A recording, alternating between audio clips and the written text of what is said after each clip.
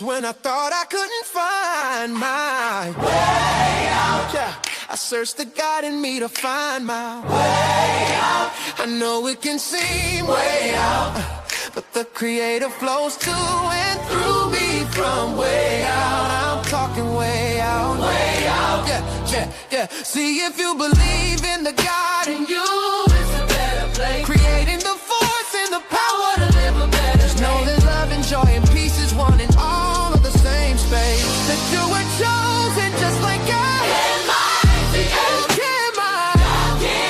Your energy. That's right. I'll give myself. Only you can make the change. I'll give myself. Shine your energy. I'll give myself. Shine so bright. From darkness to light. From darkness to light. Yeah. And you'll find your way out. Oh, it won't seem way out. The power of God will flow through you from way out. Welcome. This is DJ Genesis, and this is Alchemizing Energy. So today, we are going to get into romantic love. Is it a scam? And why are more people choosing themselves?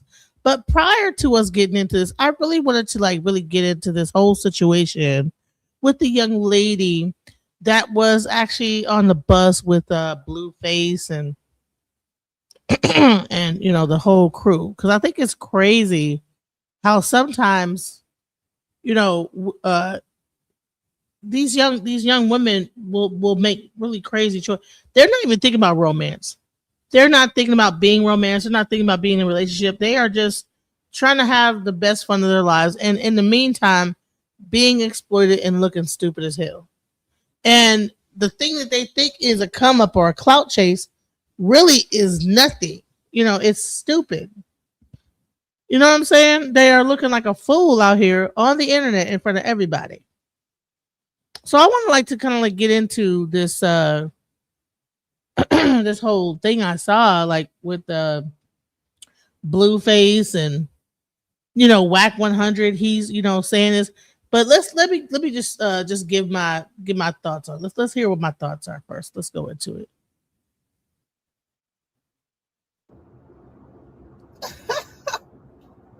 Anyways, so I want to talk briefly about this situation with Krishan Rock and these little young girls. So here's the thing. These little young girls get on the bus with Blueface. Now you got one girl who got drunk and they let me tell you how clever these young men are.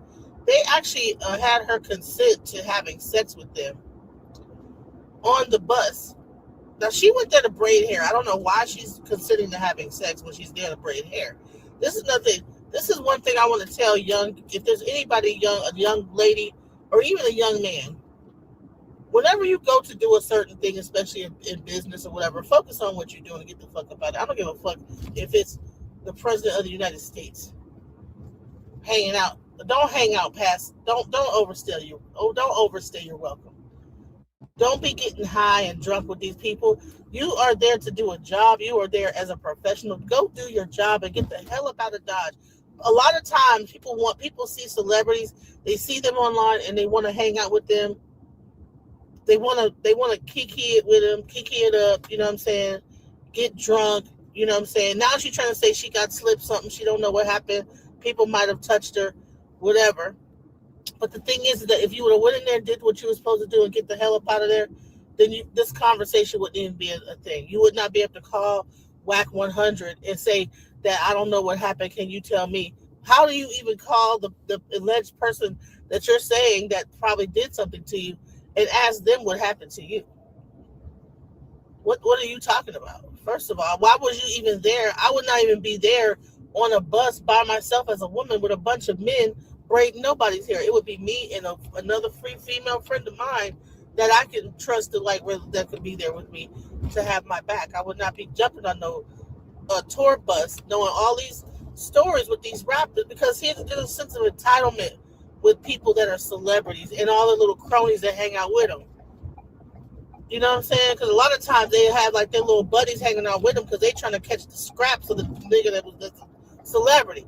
So you'll have a celebrity, and then he have his homies and everything, and all the girls that he don't want, they trying to use his clout to get some pussy off of that, and they ain't did accomplish the goddamn. They ain't rapped a verse in their life. They just hanging out. I don't even know why people do that anyway. I mean, hell, I don't understand why people don't run their music business like a real business. Like, why are y'all constantly getting high and getting drunk and all this other stuff on the road when you got to go from city to city? It should be, to me, I think that's the time where you should focus on your health the most, because you're in recirculated air on a tour bus. Then you go into hotel to hotel.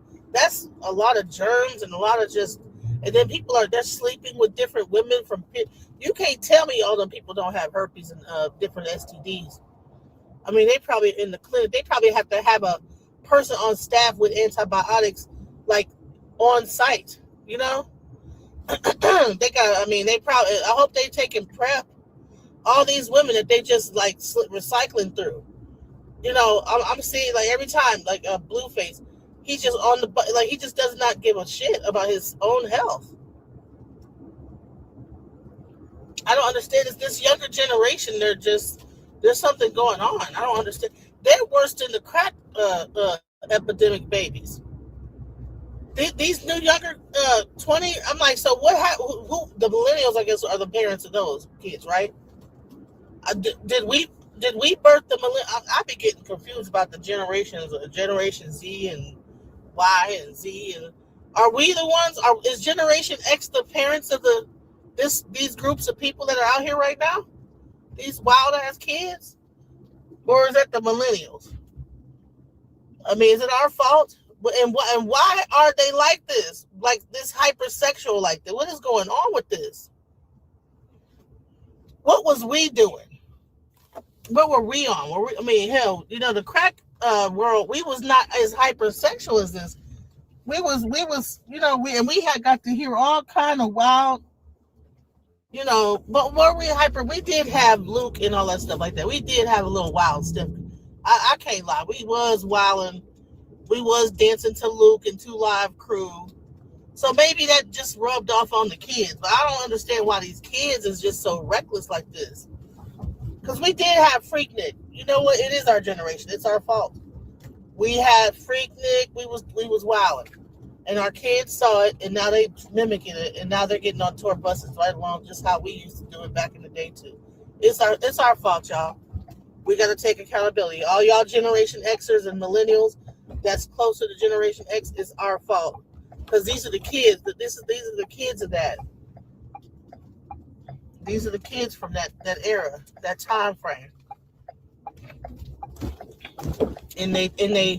But no, wouldn't our kids be older than that though? Wait a minute. Is it our kids or is it the millennials kids that's out here doing this? Because our kids are probably in their 30s, right? How old is Blueface? He in his 20s. Wait, Carlissa, she's about my age. Yeah, this is our kids. This is our kids. Oh man, that's a shame. Child, these are our kids acting like this. We need to get our shit together. The parents, if y'all are Generation X, y'all need to go holler at y'all kids and make sure that they're not out here on buses starting and bopping it up. You know what I'm saying? All y'all dads that be ignoring y'all, hate y'all single mom, go ahead and reach out to y'all kids and make sure they're not thoughting and bopping. She say that she feel raped or whatever. Guess what? That's what happens when you drink alcohol around a bunch of men and you overindulge in it. And let me tell you something. You do not want to combine weed and alcohol. That's a fucking huge mistake. Because that'll have you blacking out and not knowing what the fuck is going on. Especially if you start, and they always want to have you doing shots. The reason why they want you to do shots is because it's going to hit you hard. It's going to sneak up on you. Slowly drink your fucking alcohol. If you're going to be drinking, slowly drink it. Put something on top of it. Get a straw. Don't just keep doing shots. That's what the problem is. Let's do shots. Casamigo, all this other shit. They got to take shots. You got to drink it in shots. No. No, mix. Then it's straight alcohol. No kind of chase mixer or nothing. No, I need mine with some ice. Put some extra shit in there so that it don't be so goddamn. It take me a second to drink it, and by that time y'all on y'all fourth, fifth shot, I'm still drinking my drink over here. Fuck all that shots. Don't do shots, y'all. Shots that had me. Let me tell you something. Shots that had me fucked up plenty of times. So I know. Don't do shots, and Long Island iced teas. Don't do that either. Make it a cute drink. You know what I'm saying? Little young ladies, drink the cute stuff with some juice in it and extra shit. You know, to dumb it down a little bit. You know what I'm saying? Because that shit straight alcohol shots. It ain't cute. That shit is not cute. Being drunk and fuck. And let me just say this, because we know they're gonna still drink. So if you're gonna drink, it ain't about. And I'm not trying to encourage people to drink either. I'm saying, but if you're gonna do it, this is what you do. Let's go up in front of everybody. And you're talking to a person that's done it before. Honey, I can get fucked up. I can get fucked up, way fucked up. You hear me? Don't even know how I got home too. You know, how did I get home? Oh, you drove. Shit. How? Oh my God. You know, I have driven home, and it had to be the angel from above that got me home. Honey, I done woke up in my bed like, what the fuck? You know, how did I get here? Honey, only the Lord knows. Trust me. So I understand what it's like. Hey, I remember I had people was trying to drive me home, and I was so drunk. But as time go on, I wake. I like kind of come to. Even I'm awake in the car, drunk though, but my brain finally turns on, and I'm riding. And I'm like, what's going on? Honey, we've been riding for an hour trying to find out where you live. Fuck. Like, what's that sound? Five. Like, damn, why? You know, because you've been telling us to turn left for the past, take a left here, take a left right here, take a left right. I don't even know where I live, child. I can't even give people directions to get me home. I've been that fucked up before, so I understand that sometimes you party a little bit and that shit hits you, you don't even know where the fuck you are. But I wish we could speak to our young ladies, you know what I'm saying? Sometimes you know that binge drinking and stuff like that, you know, it's a part of being young. But when you're around a lot of boys and a lot of men and you're on the tour bus and stuff like that, it is not the place to be doing that bullshit at. You know what I'm saying? This lady probably will never hear anything that I'm saying right now. I just had to get off my chest what I thought about it. What's up? Let's hear what people are saying in the chat.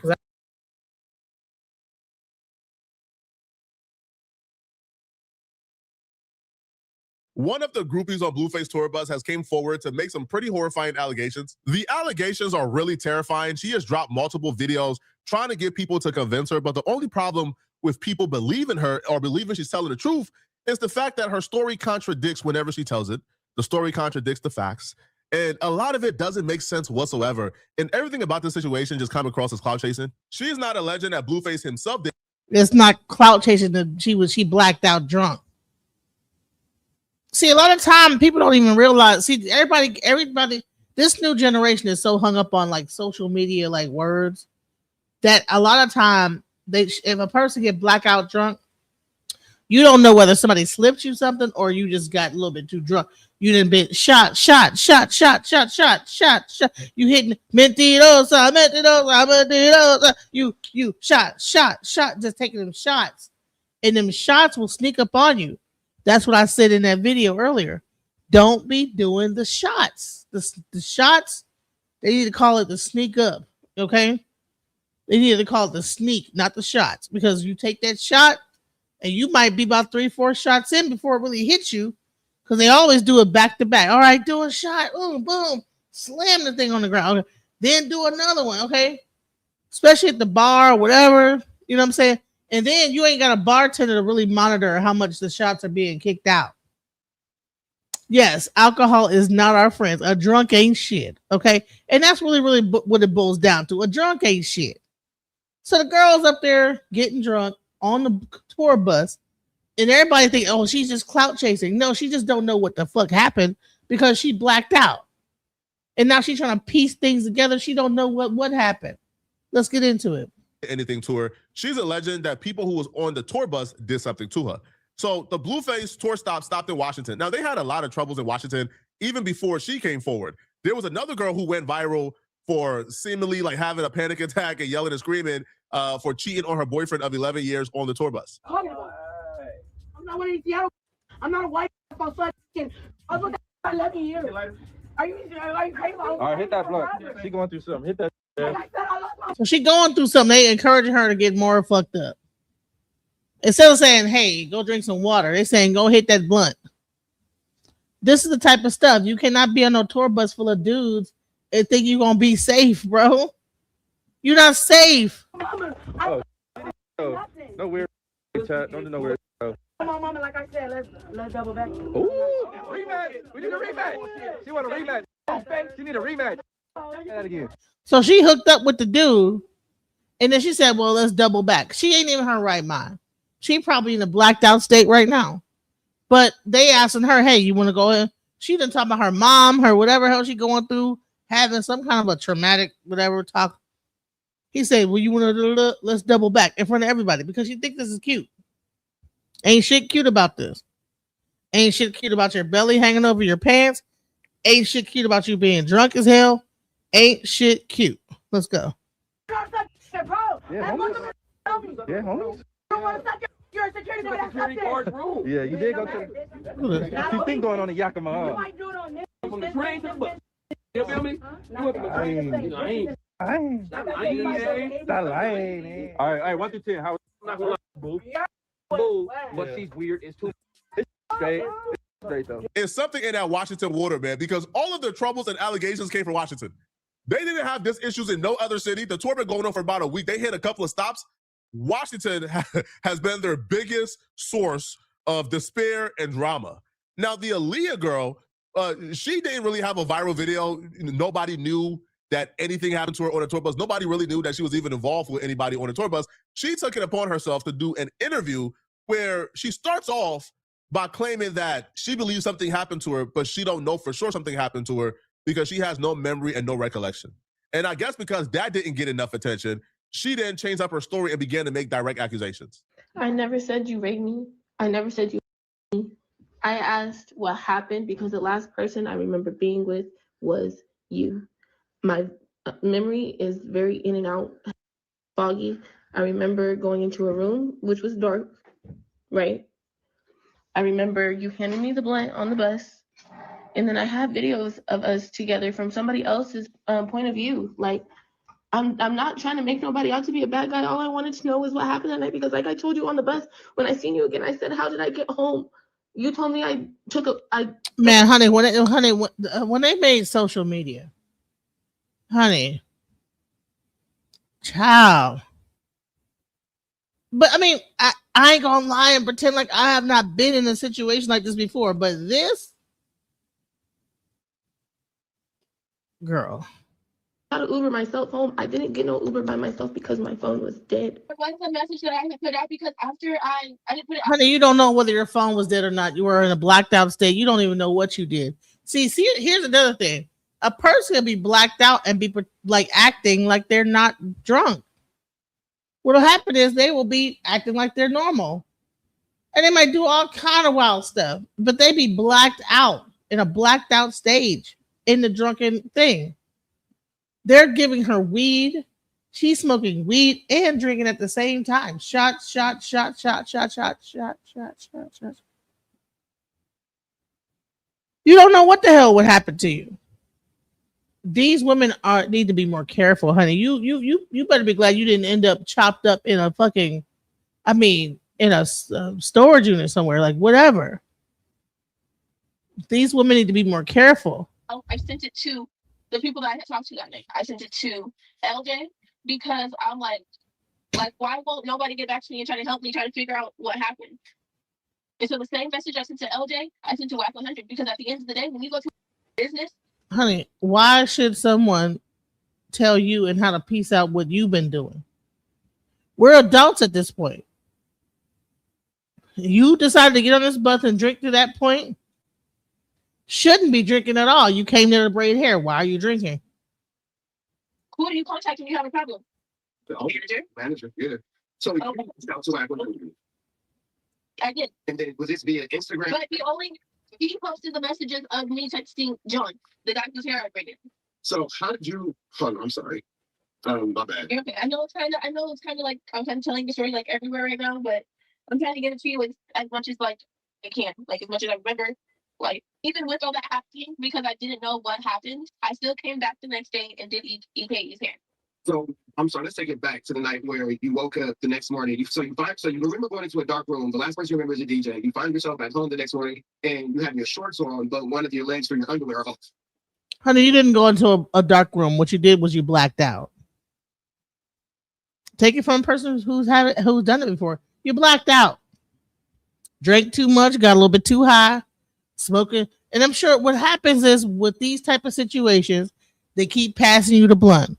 And see, I was just on Sonnetter and we were talking about the same situation where like there would be the pretty girl like that probably normally wouldn't even talk to this certain guy, and they just get her high on crack, and next thing you know, she's willing to do anything just to get a hit.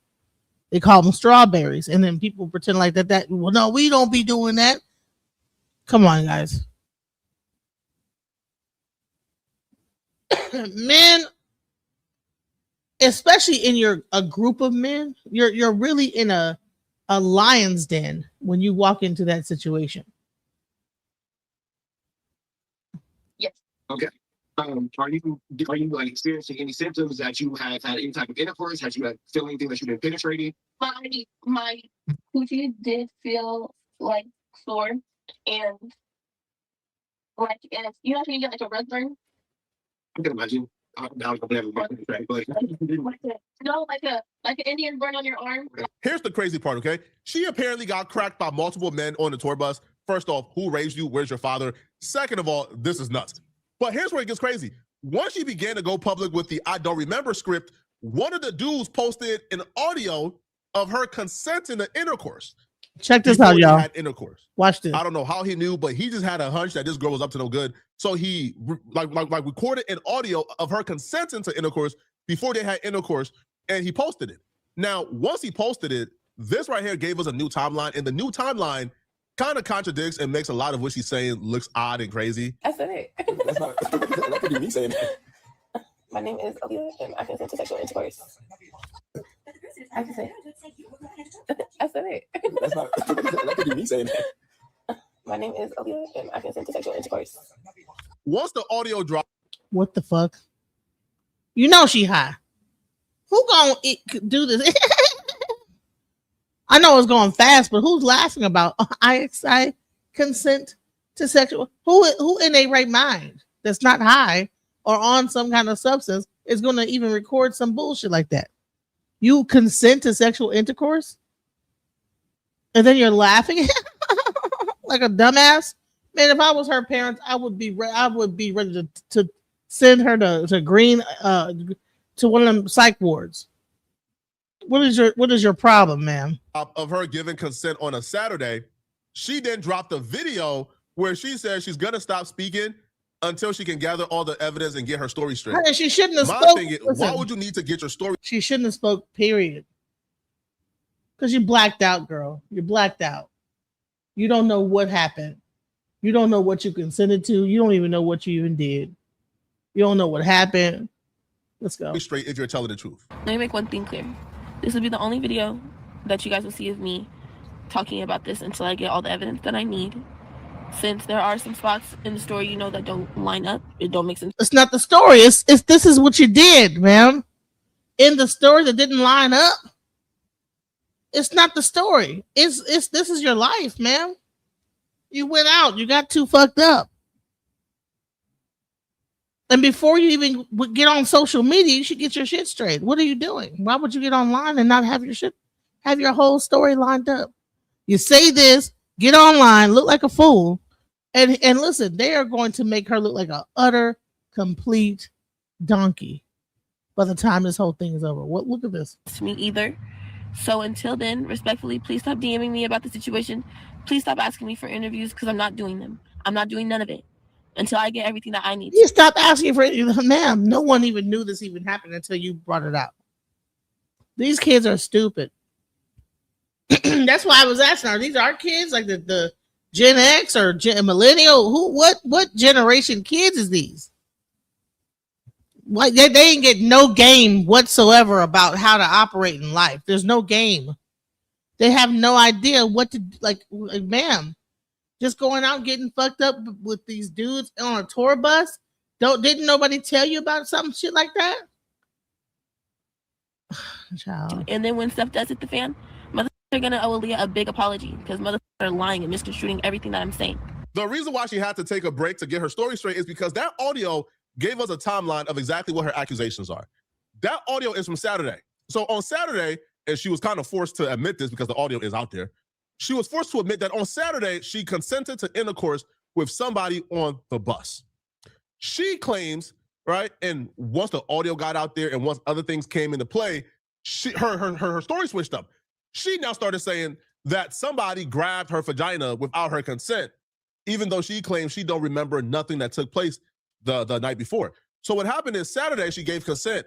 Friday, she claimed the incident happened. So that would mean on Friday, she claimed that she blacked out, and when she woke up, you know, she was hurting, she was sore. It felt like she had gotten like a penetrated. It hurt her really bad. So she woke up Saturday morning in pain, hurting really bad, feeling like a burn, excruciating pain, thinking she got raped. Then she went back to the tour bus and consented to intercourse with somebody else from the tour bus. I don't know too many grape victims who is getting raped, waking up in excruciating pain, going back to the location of the rape, and then consenting willingly to intercourse with another person that she has no type of prior history or relationship with at all. All I gotta say is sha. Mentirosa. So what? You know, it's interesting that song is talking about taking shots, right? And then lying. Shot. And mentira, like that's you know, when you think about that, right? It's kind of like prophetic almost. Because I can guarantee you they were taking shots. She was smoking weed. And now she looks like a liar. You know what I'm saying? Whatever, she don't even know what the hell happened to her.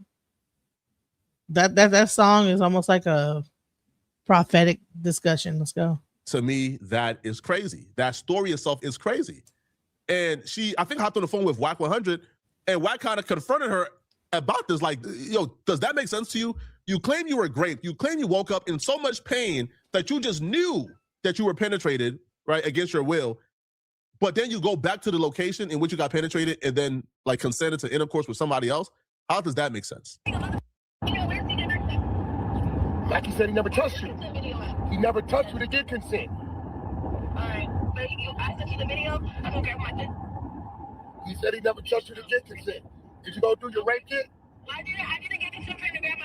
Did you go do your rape kit? I went and got STD tested because. Why you didn't go do the rape? Oh, that's why. You was my daughter, respectfully. My daughter be 22 next month. I'd be mad as a mother. Mad, like what the wrong with you? You're asking people what happened that wasn't even there. That's crazy. But would you call her a liar to her face if she came to say this? Would you call your daughter a liar to her face? If a mother, if a mother recording of her giving me consent, I say you little lying, little hope. My face. You loose. Straight up. But I gave consent to the person I know I had sex with. After you get raped, you go give it. So let me get this right. No, your friend. Your friend that's there. Does that make sense? Listen, friend. Somebody rapes you on Friday. I'm just throwing days out there. Somebody rapes you on Friday. You wake up Saturday morning. You come back Saturday night and give it consent to on the same bus. Friend, how does that sound, friend? For real though. And you the day before, you say. You come back to the same place the next day. Friend, how does that sound, friend? Friend, how does that sound? You knew that something happened. You said your sword. You don't go back to the same place smiling. You go back with your brothers, your uncle, and your daddy to or the police. Friend, am I not right? Keep it real. No, I don't remember that. No, you remember. You said your was sore. So something sexual happened. You went back the next day to give somebody some. That, you do his hair. We just so happen to end up. No, I want to talk because your friend, she got some heart. It's like how my daughter, she gonna talk. You know what I'm saying is real. You can't say you on Friday and you go back to the same place on Saturday. It's crazy. Women like this do a disservice to the actual and real victims. There are real women out here who are actually violated, who actually got touched against their will. And women like this make it really hard for the real victims to be believed, right? Because what do you mean you went back? What do you mean you woke up in pain, because you felt you got violated without your knowledge and you went back to the same location and willingly gave it up to somebody else? Man, cut it out, bro. That can't possibly make sense, even to her. This is why you don't just prematurely put your business out there. What she should have did was did everything, all the details first before she came out and said anything. But these young kids don't have no game. You know what I'm saying? I don't know who her first of all, if she had a father, I'm sure that this wouldn't even be going down. She cannot have a father. Because I don't even think this would. Why would she be calling Whack 100 like he's her daddy? And he gonna start acting like her daddy in a few seconds. Watch this. Now, during this call, Whack is even telling her, did you file the grape kit? Did you go to the police? Hey, go to the police. So, like, the group that she's claiming did something to her is urging her to go to the police and file a claim. She hasn't done so yet. So at this point, why is this on the internet? If you're not going to the police after they told you to go to the police, you're not filing a grape kit, then what are you doing? Then, like, what is this hoopla about? It's getting simple with me. Go to the local police department, file your state evidence. I don't play these type of games. I don't play these games. This is why we didn't go back to that school, because you around here playing games, acting like you ain't doing this, doing that. It's 10 people saying they seen you go to the room. So you went to EKE's room for what? He asked me to come help him change his shirt. To come help him change his shirt. They both took a risk sleeping with a stranger. That's the biggest thing. See, here's the thing.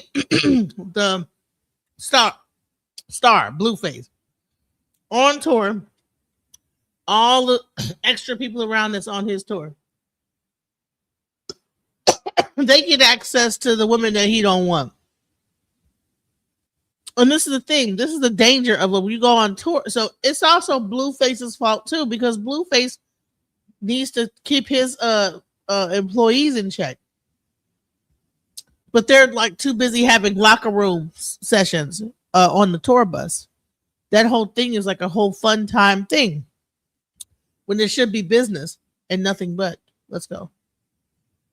How did that look? Where your man at? Do your man know you going to help them change their shirts? Well, listen, that's your voice, right? Do you listen to me? Is that your voice? Man, all that. Go file, go to the local PD. Look, I don't play games. You my tour, I don't play games. You lying and them if they did something they shouldn't do. Listen, what I'm telling you to do, go down there to Yakima. She's so busy running her mouth. She's too busy running her mouth. He's telling you what to do, ma'am. I don't know. Go to the police station if you feel like you got raped. But she don't even know what happened. And she was preemptive in even this whole thing. And she thinks that she's right and she's 100% wrong. Where is her family at, bro? This is sad. And file. Cloud chasing. Go file your. I don't protect no rapists. I don't protect. I got more going through. Do you know who you right now? You the best. And we don't give a about a rapist. I don't care about a rapist. And listen to me, lady. To me. I don't protect. Now you trying to extort. You want to extort. I don't fall victim to extorting. No. Listen, this is what I need you to do. Speak your truth. We gonna speak ours. What I'm having a tough time understanding from my perspective is, I don't understand like what the argument is about. Like if he's telling you, hey, speak your truth, go to the police, make a report. Hey, yo, you was raped? All right, cool. File the grape kit. I want to know if somebody touched you. I want to know if somebody raped you because we not holding any grapists in our camp. Yo, if somebody in our camp raped you, Go to the police, let the investigation happen so we could find out. And she's still arguing and she's still yelling. Honey, she probably still drunk. Honey, she probably woke up the next day and was still drinking when she's even making that phone call. You know what I'm saying? These kids are lost, bro. She's still drunk trying to like make an argument because she really embarrassed herself by getting online and saying all this. So now she has to make her story stand. I'm not one to victim shame, but there comes a time where we have to be like accountable. Men always say women don't take accountability. I, for one, in this situation, will say that this is a 100% wrong on her part. If she felt like something happened to her that night, especially in a situation like that, she should have went to the police. Period. Point blank. Let's go. Now, this call is, bro, she's insufferable. So I'm gonna leave you guys with the call. I don't protect rapists, and I don't respect liars. I'm not lying. Yeah, you're a liar. I don't respect rapists, and I don't protect liars. So what I want you to do is go to Yakima PD, file your report so we can see what's what. I don't give a if She's crying. She's literally crying. Like, what is wrong with, like, dude, what are these kids? What are they doing? you need to get it. But if you a liar, like we hear you on that recording, then you need to get it. I don't give a about none of that. She's apologizing at that academy, telling people meet you at the house to braid the hair. You doing all kind of foul shit. But since you want to play, we're gonna play. Wow. Out of here. Out of here. You know what you doing. Hey, listen. It's this simple. Go to Yakima Police Department, file your report. Because if a rapist, he need to be booked. If you lying like we see we are, you need to be exposed. Because I don't know who else you did this to. I don't give a about them tears. You didn't give a about the tears over here. She's crying.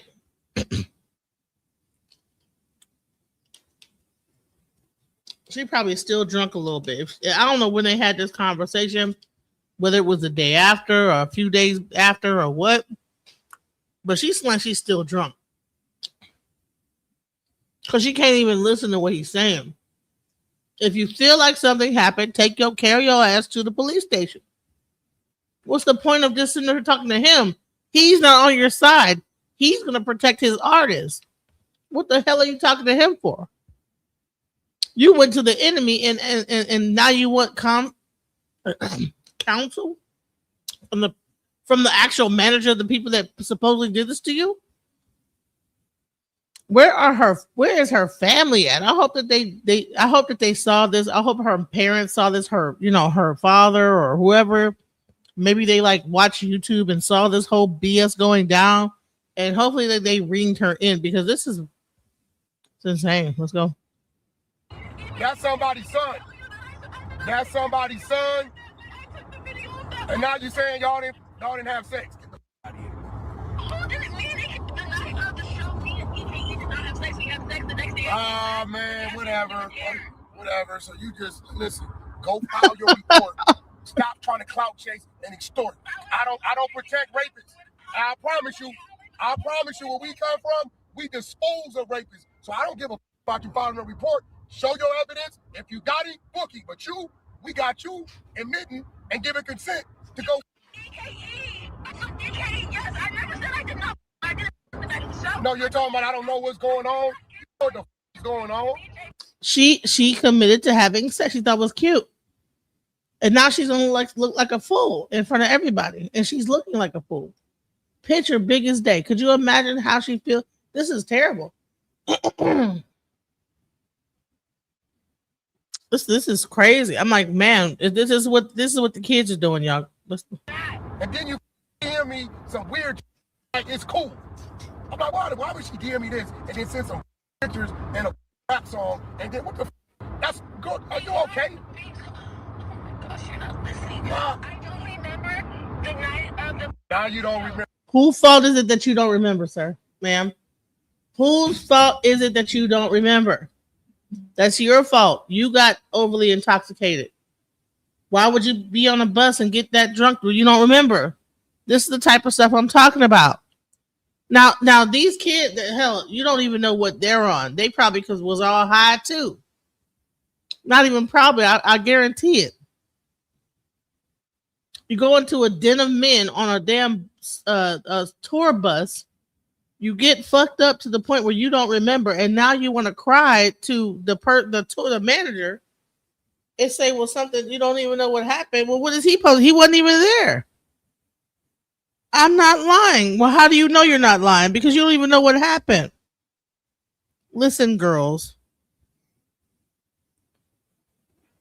Y'all need to hear from some men about what not to do around other men. Like when you have a whole room full of men. These kids, their mothers aren't telling them, their fathers aren't telling them. She probably don't even have a father in the home from what it sounds like, because if she did, this thing wouldn't have happened. Let's go. You don't remember giving consensual, tell them you give them consent to have sex? Everybody said the only person they seen you with was EKE. I didn't interrogate him my whole bus. Ask EKE if I went up there the night of showing him. Hey, listen, use your brain. Where you think the recording came from? EKE. It's from the night after. Hey, listen, man. Hey, look, let me ask you something. Let me ask you something. Let me ask you something. Do I come off the type of person that play these type of games? Do I come off like the type of person that play these games? Do I come off like that type of person? I wasn't trying to come and play no games. I literally was trying to. My bus. I tried to get the Instagram so I could just come and ask him directly. He don't know what the you're talking about. Mackie say he ain't touched you. He don't know what the you're talking about. That's crazy. But you can't say that's crazy because you're claiming you don't remember. So how if you don't remember? But I have a video. I have a video that legally cuts it from circle. And it's what we're talking about. Put it up. I don't give a fuck. Listen, you ain't hear me. We don't harbor fugitives over here. We'll beat the out of a rapist. Put it up. Like I'll put up your lies. Put it the up. You know what's so crazy about this is the actual dude that she's accusing actually got kicked off the tour because of this situation. Who knows? She sure as hell don't. That's what I'm saying. Why would you walk into a whole room full of dudes and think you saved? Not to say that, especially that whole tour bus thing. You know what I'm saying? Something about the music industry is like, to me, it just carries a lot of demonic energy, and people just think they can do whatever the hell they want. It's hypersexual, especially a Blueface tour. And you see how he moving around here calling women dogs and my German Shepherd and just sleeping with everybody. Well, what's the purpose? You said you were there to braid hair. Why in the hell are you even there? They should have met you wherever the hell you braid hair at. You trying to get on the bus, how you end up screwing people? You there to braid hair, not to have sex. And did you get paid for it at least? No. You were there to braid hair, ma'am. Let's go. We can go all day and night. You want to be famous? We're going to let you be famous. I'm not trying to be famous. If I was trying to be famous, I would have took it to the internet. Put it up. Don't try to extort me. I don't fall victim to being extorted. She braiding hair, but not the head hair. I'm gonna let nothing linger over my head, my team head. I'm gonna name who did what, what. I can't even come on my bus. Did nobody ask you to come on the bus? You scallywag is running behind these. Should have gotten your car and what the on. We didn't ask you to come to no hotel parking lot. Then you want to play victim. Actually, your security asked me, are you coming back? We don't got no security. John ain't security. John ain't security. He's merch. I don't know what the is. Stop saying people are security. We don't got no security. The venue's the security. Oh my God. Stop screaming on security. The lights get the braids. All he did was got his hair braided. No, he didn't. I don't know what you're talking about. Now it's another one. So how many people you claim 10, 5? What's going on? I know why and I know that DJ Mac did something to me. I don't know something to me in that hotel. You know, it's cameras in the hotel. Go get them. Go file your report. Go file your report and subpoena the camera shit. Hey, listen, I'm urging you to. We ain't protecting no fugitives. Man, do you realize this conversation went on for an hour? This conversation, this girl is so dense. She actually had this conversation with him being recorded for an hour straight. And it's like, ma'am, if you any case that you have is done. This is crazy. Listen to this. Handle your business. Handle your business. But what you We're not gonna listen to this whole hour. We're not gonna listen to a whole hour of this shit because the shit is frustrating to know that these little girls are so dense, bro. Y'all are so dense. Make accusations like you trying to extort somebody. Oh no, he's trying to get evidence. No, he's recording it. He's getting evidence to make sure that if she come out with a lawsuit, whoever, especially Blueface, is protected. And she's so busy being emotional and running her stupid ass mouth rather than going to the police like he told her to do time and time again and get a police report and a rape kit or whatever she's saying that happened to her. Rather than doing that, she's on the phone with him because she wants attention. That's why I don't really have any. I don't feel bad for her because it's like, bro, anytime something like that, who are you reasoning with? You're reasoning with he's not going to be on your side, girl. Where is her parents? Who taught her? I'm gonna have to have a sit down with my kids. Like after seeing this, I'm gonna have to my 8-year-old daughter. I'm gonna have to sit her down. Like, no, don't you ever do this. And damn near show her the video. Like, don't you hear how stupid she's. I almost want to do it. I'm definitely gonna do it. My 18-year-old. Let's go. Hey, but all I did was ask, hey, I'm confused on what happened tonight. And everybody over here is confused. Everybody over here is confused because they saying they seen you with EKE only. Even Asia was saying that night. I don't know no Asia. The bitch that went viral, the security guard. What security guard? The bitch told all milk that look at. He stayed there with that dude for 2 days. Exactly. What are you talking about? When the night of the show, when everybody came back to the bus. He didn't even go to the show. Oh. The dude you claiming is a security guard never went to the show. You're a liar. Yes, he did. No, he didn't.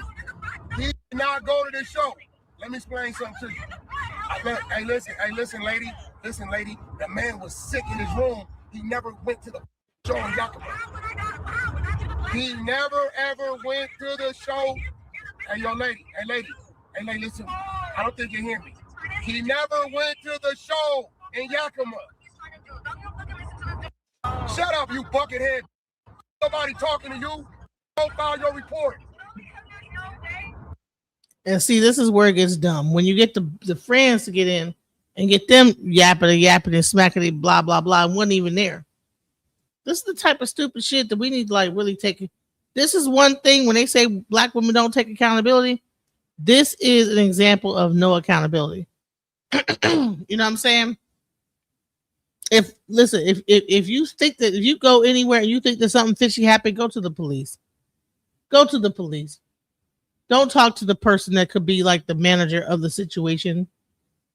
Because all you're doing is giving him like ammo or giving him evidence to protect himself by just even having a conversation like this. So it was a bunch of y'all on the wheel call list to be letting the go. After I did listen, call that barber. Hey, call the barber, the little dude. Call the little dude and ask him, did he not send WAC 100 a wheel call list? That's cool. Mind you, I told John, I said, when I'm doing your hair, you can either come to my suite or I can come to the hotel. My suite is in walking distance from the hotel. So I went to the hotel, I did his hair. They're asking me, are you coming to the show tonight? I said, no, I don't have no intention of going to the show because I know how my city gets. They're like, no. Now she is saying too much. Why is she saying all this to this guy? He is not your friend, ma'am. Go talk to your lawyer, ma'am. This girl had a damn near an hour-long conversation with Wack 100, and he don't give a fuck. He's not your manager. He is Blueface's manager. She think that he got her best interest at heart. This is how stupid she is. And see, here's the thing. That's why I want to get into about the scam of romance, because, like, listen, women need to wake up. You came to the green room. You're shaking her. You came to the green room. I was in the green room. I seen you in the green room. Upstairs. Yeah. All you guys came. All the people from the school. I didn't go up there with them, though. Were you up there with them? Were you up there with them? I came up there with Azula. Did you see any other dudes from the school up there when you was up there? Yes, but what does that have to do with? Well, you got to remember, all I know is you're from the school, and this kid, Barber, sent me a list about 10 people, and that's it. So when I see you, I just think you're the school people. No. I didn't come in there with them. Man, why are you having this in-depth conversation? Did someone grape you or not? If so, Wack is not the person to have a conversation with. It's the police. Where are these people parents at, bro? Let's go. Listen, I'm glad you said that. You brought it to my attention, right? Okay, I addressed it. Because I was trying to get answers. I didn't even take it seriously because I wasn't trying to get called up for nothing. I wasn't trying to do nothing like that. You called it up now. Let me call academics and all these people with no jumper. We're going to push this out there because we need to know the truth for your sake. We need to know the truth. I have a daughter too. She's due to have a child in July. Matter of fact, she's taking her pictures today on the beach of her and a nice pregnant stomach. So we need to know the truth. So we're going to get it out there so we can force the truth. We're going to plaster this everywhere so we can find out the truth. Don't you want to know? You want the truth out, right? I was trying to. Child. She's not going to be able to resurface her face after this. Because you talking to the devil right here. I wasn't trying to. I just wanted to know from my own sanity what happened. That's it. Let me ask you a question. Was I in the room? Did I talk to you on the bus? Did I fraternize with you anyway? How the gonna ask me what happened? Only thing I know how to do is go ask them. So why didn't you just go ask them and then? I did. They said she sucked. Do you hear her friend in the background coaching her on what to say? That's another thing. Ladies, don't listen to no friend that's going to be dumb. You need to get rid of like all stupid friends. In 2026, 2027, all stupid friends need to like be discarded. Because this girl got her friend, she in the background coaching her on what to say to Wack 100. You can hear her in the background. This girl has no backbone. And she's doing stupid shit, and she's gonna look like a fool when all is said and done. DKE. I did. They said she's something. DKE. I did answer the. Ask her, did I answer her? Ask her, did I answer her? Ask her, did I answer her in her demon? I told her, don't play these games with me. Shut up. Go to the police. Y'all drive to the police. Go handle your business. Let me call the rest of these platforms so we can get this out here. All right. That sounds good. All right. Yeah. Next time, stop. Hey, was you on some hoe? Hey, let me ask you something. Was your friend on some hoe? Did your friend total stranger? Did your friend total stranger? So she have a stupid friend in the background rambling. And the friend is fucking it up for her even more. Watch out who you hang out with, ladies. Because they can like make your fucking life worse than what it even really has to be. Now he was initially talking to her. The friend got to jump in and get involved. I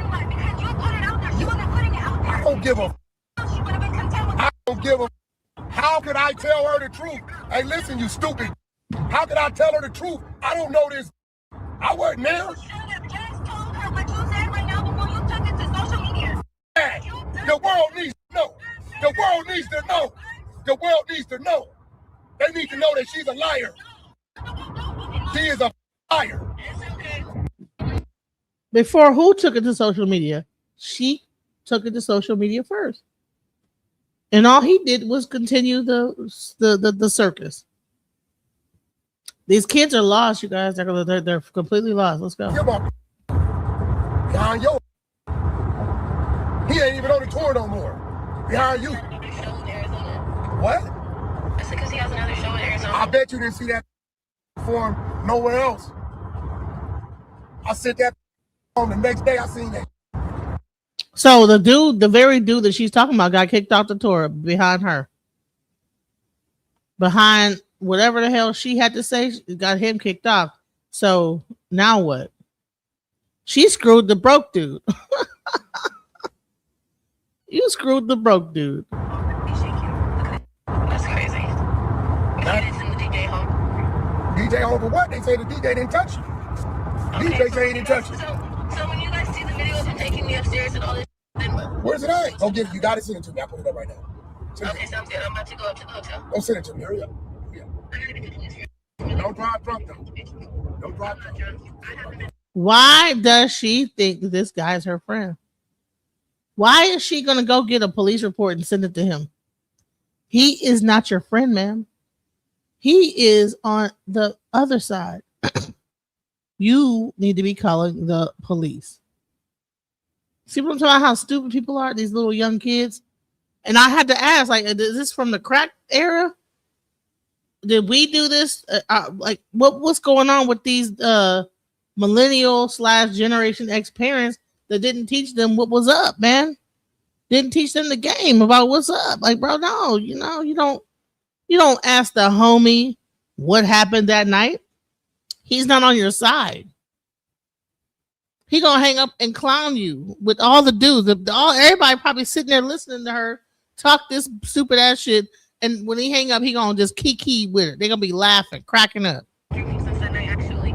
That's good. Yeah. I'm gonna tell you, stop the same night. It ain't cute. For real. It's not. I'm just being real with you. It's not. They're not gonna respect you. Like, it's not something that you do. Oh, come on now. So It's not something that I just do.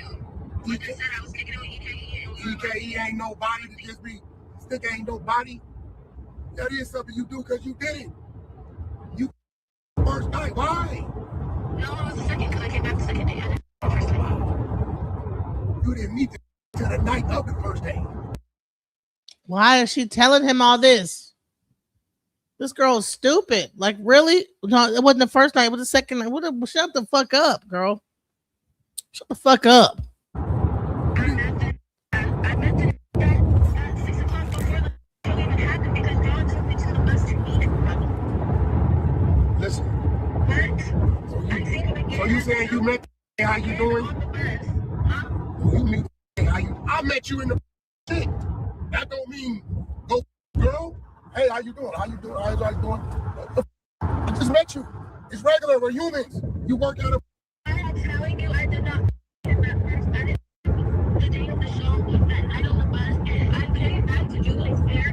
We were driving, and one thing led to this. I had no intention of going. You came back to do his hair and ended up giving him some. Crazy. So she was doing his hair on the bus. They were so-called vibing, meaning getting high, and they end up fucking. And she don't remember what happened. She don't know what happened. And I don't even know why she's talking to Whack 100 like he about to be on her side. And he really is not on her side. He's not the police, ma'am. Like, I don't get it. It's sad. This is stupid. I mean, this stupidity just is astounding to me. It should be studied. Ordered him right then. You should have told us. We'd have beat his. You understand what I'm saying? Yeah, she thought she was a freaknik. Send it. We don't harbor no fugitives over here. But you can't say that. You know what else you can do too? I got my phone number on my phone back. See this stupid ass friend? Now here she go jumping in. Sound like a damn fool. Check that Uber account. It's 1304 South 42nd Street. Is What that mean? That he Ubered me home. Was he with you? That just sound like somebody being a nice guy. I seen the drunk girl, me and my wife, the Rich the Kid video with Blueface. Loaded like I offered to Uber her home. Hey, yo, I'll get you an Uber. You're up. I didn't even know her. Young black girl, why wouldn't I? Yo, you want me to get your Uber? You don't mean that. I don't even know her name. You can't even offer an Uber these days. That's how bad she was fucked up that she trying to piece it together. He Ubered me home. Her mind is in spaces. Boom, this happened. Blackout. This happened. Blackout. That happened. She have no idea what happened that night. She don't know if she consented to it. She don't know if he raped her. She don't know nothing. And she's up here with the enemy telling her whole play. Send me the police. Send me this. Send me that. Okay, girl, where are your parents? Did he get in the Uber with you? No, I don't even remember how I know. He building a case against her right here. How you got on, but you just said it Ubered you. No, because he told me that I had got my own Uber. The next day when I came back, I asked him, I said, how did I get a phone last night? He said, you ordered yourself an Uber. No, I didn't order myself an Uber because my phone was dead. So,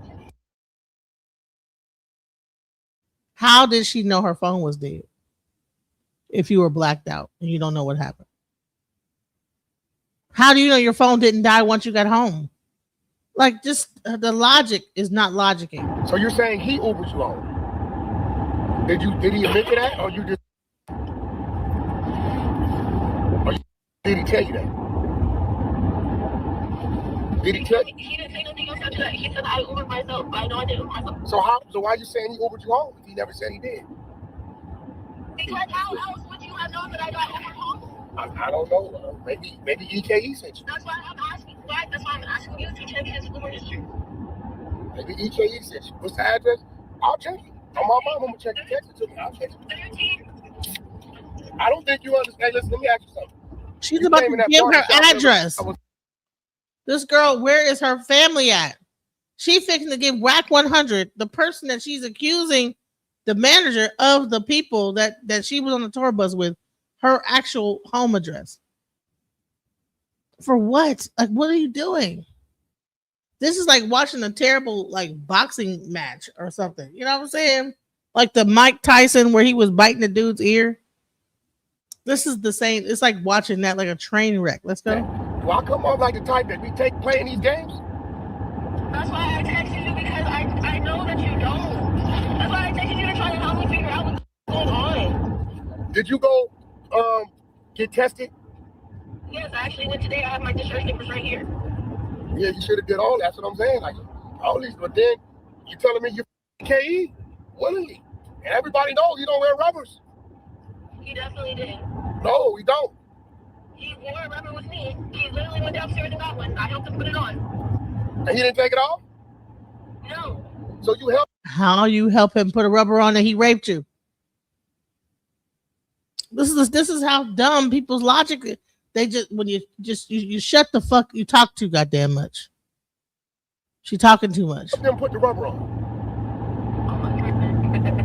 So you know what the is going on. I'm just saying like this is wild. This is crazy. You got me on Instagram looking. Oh man, you finna go viral. You don't know nothing about WAC 100 exposers? I don't give a. This is crazy. You finna go viral. You going viral. You going on? We gonna figure it out. I never wanted no type of clout off of this. You know what I'm saying? You the yik yakima. All these stories and I don't play these She's stories. laughing like it's a joke. This ain't serious. She's not. She can't be serious. Honey, you did not plan that out good enough, ma'am. They said Mackie said he ain't never touched you, and everybody.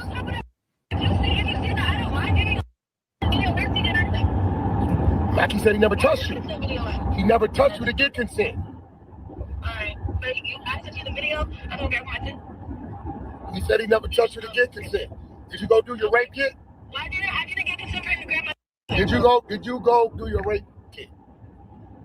I wouldn't got STD tested because. Why you didn't go do the rape? Oh, that's why. You was my daughter, respectfully. My daughter be 22 next month. I be mad as a man. Like, what the f*** wrong with you? You're asking people what happened that wasn't even there. That's crazy.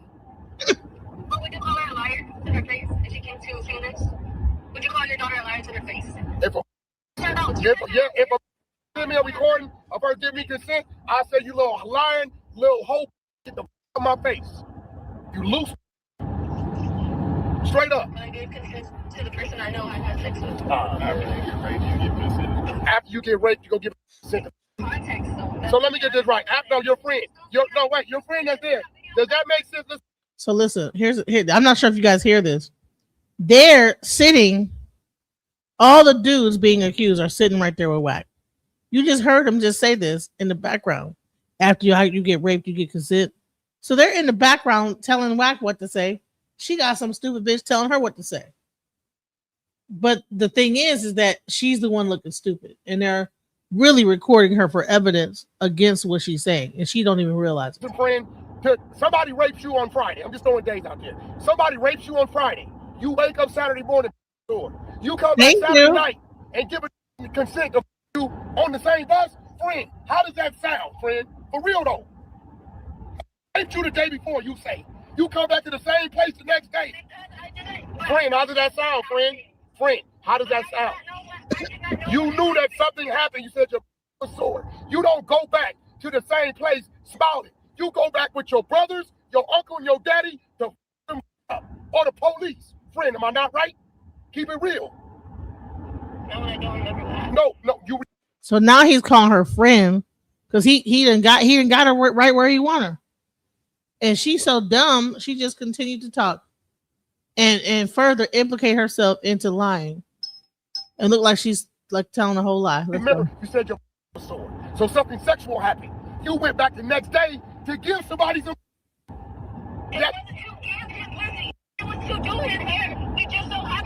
No, I want to talk because your friend, she got some heart. It's like how my daughter, she gonna talk to her, and she know what I'm saying is real. You can't say that raped you on Friday, and you go back to the same place on Saturday. It's crazy. Friend, am I right? Look, I ain't saying she lying. Is your friend that? Your friend was friend. Am I right? Your friend. Friend does not look crazy, keep it real. You wake up with a sore Friday, saying one of these on this bus did it. Then you go back to the same bus by yourself, comfortable. And friend, does that add up? Keep it real. Where'd she go? It don't add up. Millennial, what are you doing? What are you saying? Ask her. Does it add up? No, I know what I want you to do is put my shoes on looking at this.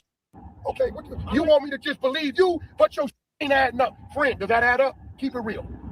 It does when I didn't go there with the intention to go. I went there to go to. You shouldn't have even went back. That is a no-fly zone. That is a threat. You go back with police, brother, uncles, friends to up. Friend, am I right? But she went to get some answers though. No, she didn't. No, she went to braid hair. I went that way before she went to. I've been trying to get answers. Hey, friend, okay, friend, if you going back to get answers, you going back to get answers, you're going by yourself, friend, keep it real. With a bunch of keep it real, friend. Like, I just want you to keep it real. He's not me, I'm a girl. Here we go. Man, this is the most saddest thing I've ever heard in my life, bro. And then her friend is trying to defend her, but she don't have no leg to stand on, man. Because your girl that just dimed her own self out. Let's go. She's friend. Does this sound make any sense? So you understand my position. I don't give a about a rapist. If I find out who did that, we will beat the up that. I swear to God, we are penitentiary. You hear what I'm telling you? We don't play that. But it don't make sense. I'm gonna go do the whole police report. It don't make sense. But you know what? I'm gonna say this, Dios. I think that Wack is really giving her the game. I think that she giving her the game that her father didn't tell her. I mean, he didn't treat her like shit. He just was being real with her, man. So we can't be like on some, like, I think that he being real with her, but he also got to protect his artist. Like, what do you expect from him? Why is she even talking to him? He is not going to be on your side.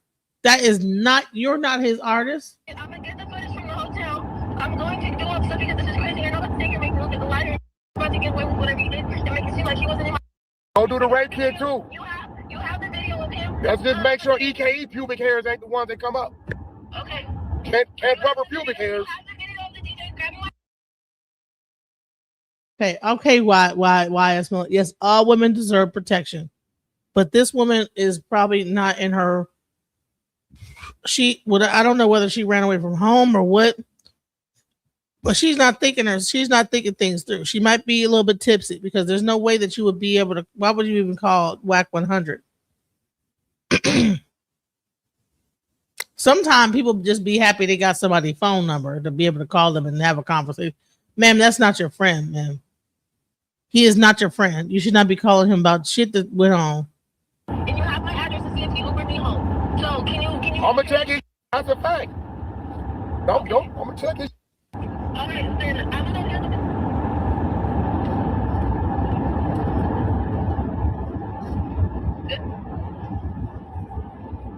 Yes, no. What? What'd you say?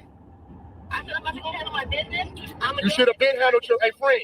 If she felt the way she felt, she should have been handled her business. Hence why I already went to the hospital. I just went to the hospital. You going to the hospital after you didn't Like, is crazy. No, it ain't, because it's been like 3-4 days, and it seems like she's strangers a day.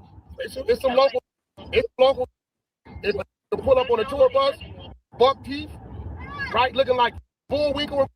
It's some in Yakima, definitely. There's nobody. You just being insulted for No, I'm not. It's the truth. Listen to me. Anytime a woman, a stranger, hey, what's EKE's name? Tell me, hey, where does EKE live at? How many kids does he have? What's his name? Wow. You don't know it's a stranger. Do you see this?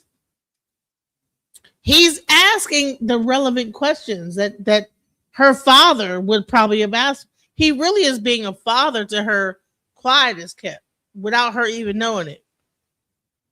All you know is his name is EKE. You don't know what his real name is. You don't know where he lives at, but you slept with him. Why? Because he was on a tour bus? Or you was high or drunk, whatever? Stranger. So if you're a stranger, I gotta believe you're gonna people that's around you every day. But you just look. At the end of the day, I'm gonna let him have it. I'm gonna do what I need to. I'm gonna get the footage of him putting me up in that room, and we're gonna get this situated. There you have it. Because listen, I will say this. I asked him in his face, were you involved with this woman? And he said no. I just asked him this an hour ago, swear to God. Were you involved with this woman? He said no. Go to our messages and look at the video I just sent you. Here's the thing. It doesn't even matter what video you sent him. He's not going to be on your side, girl. Please. Let me go check it out. Oh, back he ain't lying. I asked him if he ain't time. You in the day. I ain't touching, wasn't involved with him, wasn't in the room with him. I said, you lying to me. You can't fit me. Right. If you're still watching this video and you want to watch another good video, click on this video here somewhere on my screen somewhere. Let me just say this. If you guys have any kids that are this age, go talk to your kids. Because they out here doing stupid shit. This younger generation is doing dumb shit. And then they're going to get sick. They're going to end up with AIDS or worse. Well, I don't know. Well, there's other stuff out here now, the Hansen virus. But people need to like really like, I know sometimes we fall out with our kids, we like lose contact with them, but whoever her parents are, they cannot be in contact with her. Her mom, is clearly not her best friend. I hope that I continue to remain to be my daughter's best friend. That if anything like this happens to them, they will feel free to call me, and I'm gonna give them the best advice and not judge them for what they've done. I hope that my daughters like grow up to really trust me and know that I'm not going to judge them whatever they do, so they can come to me and I can give them the best advice. And we need to really start to like foster those kind of relationships with our kids, because like this whole thing, she's looking for a daddy in a person that's not even his best interest is not for you, ma'am, but he still imparted some wisdom into you. But he didn't even have to do that. But on the cool, He is the manager for Blueface and his tour. He's not the manager for you, ma'am. So you revealing all those things to him compromises everything that you are saying that happened to you. Because now he has it on record that you said this and that and this. It's almost like it was a police doing an investigation. Now I didn't see him show a badge or whatever. I'm wondering if he might be the police. You know what I'm saying? Because he handled it, but he also interrogated a certain way. Anyways, I don't know. Thoughts, guys? You know, we honorable backing dishonor was a no, yeah. Straight up. They grew up with the internet. She'd probably kick her out being too grown. Makes sense. There's something to it. Where's her parents? Where's her support system? Her mom was probably mentally ill, still a kid when she had her, because these girls and boys are all messed up. They are. Like, share, subscribe. Definitely like, share, subscribe. Make sure you do that. Whack Ben the police. Exactly. Hey, what's up? Men don't ask for protection. Exactly. You have to enforce that. Now the older men become more like, conscious of that, because they realize, they brain kick in. But, she's saying that he went downstairs and got it. Honey, you don't know if he put that thing on, took it right back off. That's nothing. They want to hit it from the back and then take it off. You know what I'm saying? You can't go by that. You don't know what. Listen, don't trust nothing, especially from a bunch of dudes on a damn tour bus. But anyways, I want to get into romantic love as a scam, because I just had to bring that up because I thought it was crazy. But let's get into the original conversation that I wanted to have. Let's talk about it. Let's go. Okay. Men are not looking for love. They're looking for orifices and servitude. Okay. I'm going to repeat it for the ones in the back, for the slow ones in the back. Okay. They're looking for orifices and servitude. There's no such thing as the love of your life. It does not exist. It does not exist. Okay. Stop it. You need to let it go. Let it go. Let it go. Because it's not going to happen for you. And you are not the exception. Okay. It is not going to happen. Okay. Okay. You will never be loved unconditionally by a man. And this is why you should never give out unconditional love, because you are never going to get it back. And you're going to start to be resentful when you realize you are never going to get it back. Do you understand? Okay. You were sold a lie. You bought the lie. And now you're waiting for the lie to come true. And it's not going to. When a man's head hits his pillow, he's not thinking about you. He's not thinking about you. No, he's not thinking about you. When he's with another woman, he's not thinking about you. When he's doing the things that he wants to do, he's not thinking about you. No. You know how your brain as a woman goes to that area where it's like, oh, you feel some guilt? Yeah, that's because you're a woman and you're emotionally more evolved than a man is. You are more in tune with your emotions. Your moral compass is just ultimately higher. These men do not have morals. They do not have a guilty conscience, okay? But one thing they do all have is the audacity, okay? I'm going to just say this. We just saw a woman. See, here's the thing. I'm fair. We just saw a woman that gets drunk, screws a dude. So we can't be saying this about all men and just say men don't do this and men don't do that. But anyways, let's go. I digress. Or have the audacity. I'm telling you this because you need to get it drilled into your head. These men do not give an F about you. They never have, and they never will. Okay? Giving in the hopes that one day he's going to return all of that back to you. He's never going to return it to you. Hey, listen, if y'all want to come up and talk about this, come on up. That's what this is about. Like, it's about open panel, guys. Hit the link. He will never give you unconditional love. He will never save you. He will never understand you. Oh, you thought this was Disney Channel. You thought that the guy understood you. You thought that the guy's going to fill your sentences and understand you and really be able to sympathize with you. No.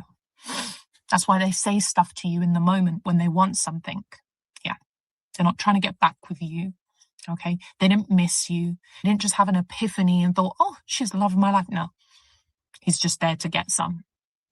Okay, and when he's being overly affectionate and coming on really strong, driven by his urges and his desire, no such thing as love. Love was sold to you to make you drop down to your knees. It's a scam. It was designed for you to think that you are closer to that man than you actually are, but you will never, ever be close to that man. That's why it's a scam, because you will never, ever feel that closeness with a man. Invest in your life, ladies. You want pure fulfillment? You want pure happiness? You want true fulfillment and happiness in your life? Invest in yourself and master the law of detachment. As a woman, you have to be so unbothered, so unfazed. Oh, he hasn't replied back to me. Oh, why do you know that? I don't. I don't know. If I go on my WhatsApp right now, I don't know who's messaged me. I don't know. My phone's on do not disturb half the time. I'm busy. I'm booked. I'm busy. I've got things to do. I'm taking calls. I don't have time. I don't have time. If I'm dating a guy, I don't even know whether he's texted me or I don't care. I don't care. When I talk to him, I talk to him. If I talk to him, great. If I don't talk to him, bye. Romantic love is the biggest propaganda that's ever been sold to women. This is a script designed by society to make women willingly give up our power, ambitious resources without even realizing it. This is going to be a very brutal video. It's going to burst your little romantic bubble. So if you're not ready, scroll away. Please don't watch it. So from the very beginning, little girls are fed with the same storyline. You got to wait for a Prince Charming, 19 shining armors to come save you, pick you. Disney princesses. Good evening. All the princesses are beautiful, delicate. They're picked, chosen, saved by the prince, and they live a happily ever after life. So what's the message here for the young girls? You don't need to take control of your own life. You can just sit there and wait for a guy to come to save you. So as women grow older, the propaganda got a new package, but the core belief is the same. Romance is a woman's ultimate goal. From rom-coms to K-dramas, no matter how accomplished a woman is, the happily ever after for her is always a wedding, a baby, and a man. Like Rachel from Friends, she gave up her career in Paris for Ross, which is totally understandable and valid. But the bigger picture here is that society keeps constantly reinforces the idea that no matter how brilliant a woman is, without love, without man, she is not complete. So what's the result of years of programming? Women weaken themselves and call this love. How many women have lost themselves in marriage and motherhood? How many women pause their careers for a man, for kids? Look no further than Naomi Osaka. Remember when Cardi B's ex-husband told her, "You're my baby mama, I want"? When you think it's love, they just want to trap you. And the scariest part is women often defend this. You defend a man that does not respect you one bit. You accept the bare minimum and believing loving him is way more important than loving yourself. You accept the bare minimum, meanwhile brainwashing yourself. You can fix him, you can make this better. And that's the most dangerous thing about this propaganda. You think it's your choice, you think you do it for love, but you're just being brainwashed. Ladies, we've been sold that story since we were little. That do you think? All right, men are saying, please stop listening to these videos. You have to be a leader, not a follower. Okay. But what did they say that was wrong? Is it true that men, pretty much, don't, really be feeling like the love that we feel in the same way? That's all this conversation. It's really to open up a conversation. Links in the chat. Hit the StreamYard link if you want to talk about it. Let's go. It's propaganda. The reason why I say it's propaganda because it makes women think and believe that you are going to find a man and he's going to stay with you for the rest of your life because of love. Love doesn't exist. I'm so sorry to burst your little bubble, but it doesn't exist, especially when it comes to men. Women understand love, right? We know what love is, but men aren't programmed the same as women. Some girls are showing movies like, Beauty and the Beast and The Little Mermaid and all those Disney movies. Young boys are showing Spider-Man and Batman and, men saving the world. Propaganda. Because they want us women to think that our happiness is tied to a man. Even when you watch romantic movies, right? Have you not seen that a lot of the time, when the girl meets the man, her life gets better. She'll work a crappy job, she meets the man, and now she's found her calling, and now she wants to go and write a book, and now she runs off to the most nicest city in the world. And it's just propaganda. So when women think that they're going to find a man and he's going to love her for the rest of her life, it's propaganda. All right. So, is it propaganda? Are there things that put things in a woman's mind that men are going to be this romantic, like, a prince in a chariot and, sweep you up off your feet and then one day commit to you? I mean, you're gonna be you're gonna get into an argument, and then one day you're gonna like leave town. He's gonna rush to the airport and stop you, and all this other bullshit. I mean, how many movies have we seen where the girl and the guy gets into it, and then she's just about to leave, and and he runs to the airport to stop her, and then come on now. We have to be honest that we've been fed a bunch of bullshit. Oh no, she's leaving. The guy goes to her house. All of her things are packed up. Where'd she go? Oh, she's on her way out of town. Oh no, he jumps into the cab. He rushes to the airport. She leaves. He misses her. Oh man. 2 months later, 2 years later, he runs back into her. They rekindle their love. Everything is all. This is the type of bullshit they feed to women. Rom-coms are not for men. They're for women to like believe in a type of a romance and love that don't even exist. Like, there ain't no man doing all that. Jumping in the car, running to the airport, and he probably is his other bitch calling him while he on his way? How many phone calls from all his other women he got on the roster? Come on now, let's be real. Let's go. Like, honestly, this is what I say to women: start listening to Shira 7, please do, because she's not lying. You guys think she's being extreme? She's not. It's just the world that we live in. Even though I've accepted all of this is 100% accurate or necessary, it's still hard to hear. There's a small part of me that's still grieving the concept of true love that we are conditioned to believe in. Yeah, me too. Me too. And as much as I may talk about the realities of how men don't really love, how men marry for practical purposes, how men view romantic relationships, even though I know all that, there is still a part of me that is really heartbroken over that reality. And that's the thing. I talk about these things so that other women can understand the reality and grieve. And once you go through the grieving process, and once you understand things as they really are, you can go into it still without your rose-colored glasses as a realist. Men figured out the biggest scam on earth, and it's weaponizing love. They realize they don't even have to pay us. They just have to tell us that they love us. And suddenly they have a servant. We're cooking, cleaning, raising their children, being their therapist, personal porn star. And on top of that, we're sacrificing our own dreams, desires, and wants so that we can be connected to them. All for a job that doesn't come with a salary, benefits, or a retirement plan. Because that's what it is. The true nature of what they're doing to us is servitude. I want to call it out for what it really is. Marrying a man with no financial protection, security is unpaid employment. Going 50-50 with a man, but becoming his maid, his therapist, his personal chef, his emotional support animal, his sex servant, that is literally a job you're paying to do. You need to be aware of what you're signing up for when you deal with these men. Men know exactly what they're doing. They use love as a form of bait, give you crumbs, and then they take it all away until you're desperate for it again. They thrive off of your starvation of low self-worth and wanting and desiring to be loved. We mistake this for romance. Love without money or provision or any kind of benefit on the woman's end, it's nothing. It's a manipulation tool and it's a leash. Love is a marketing scam.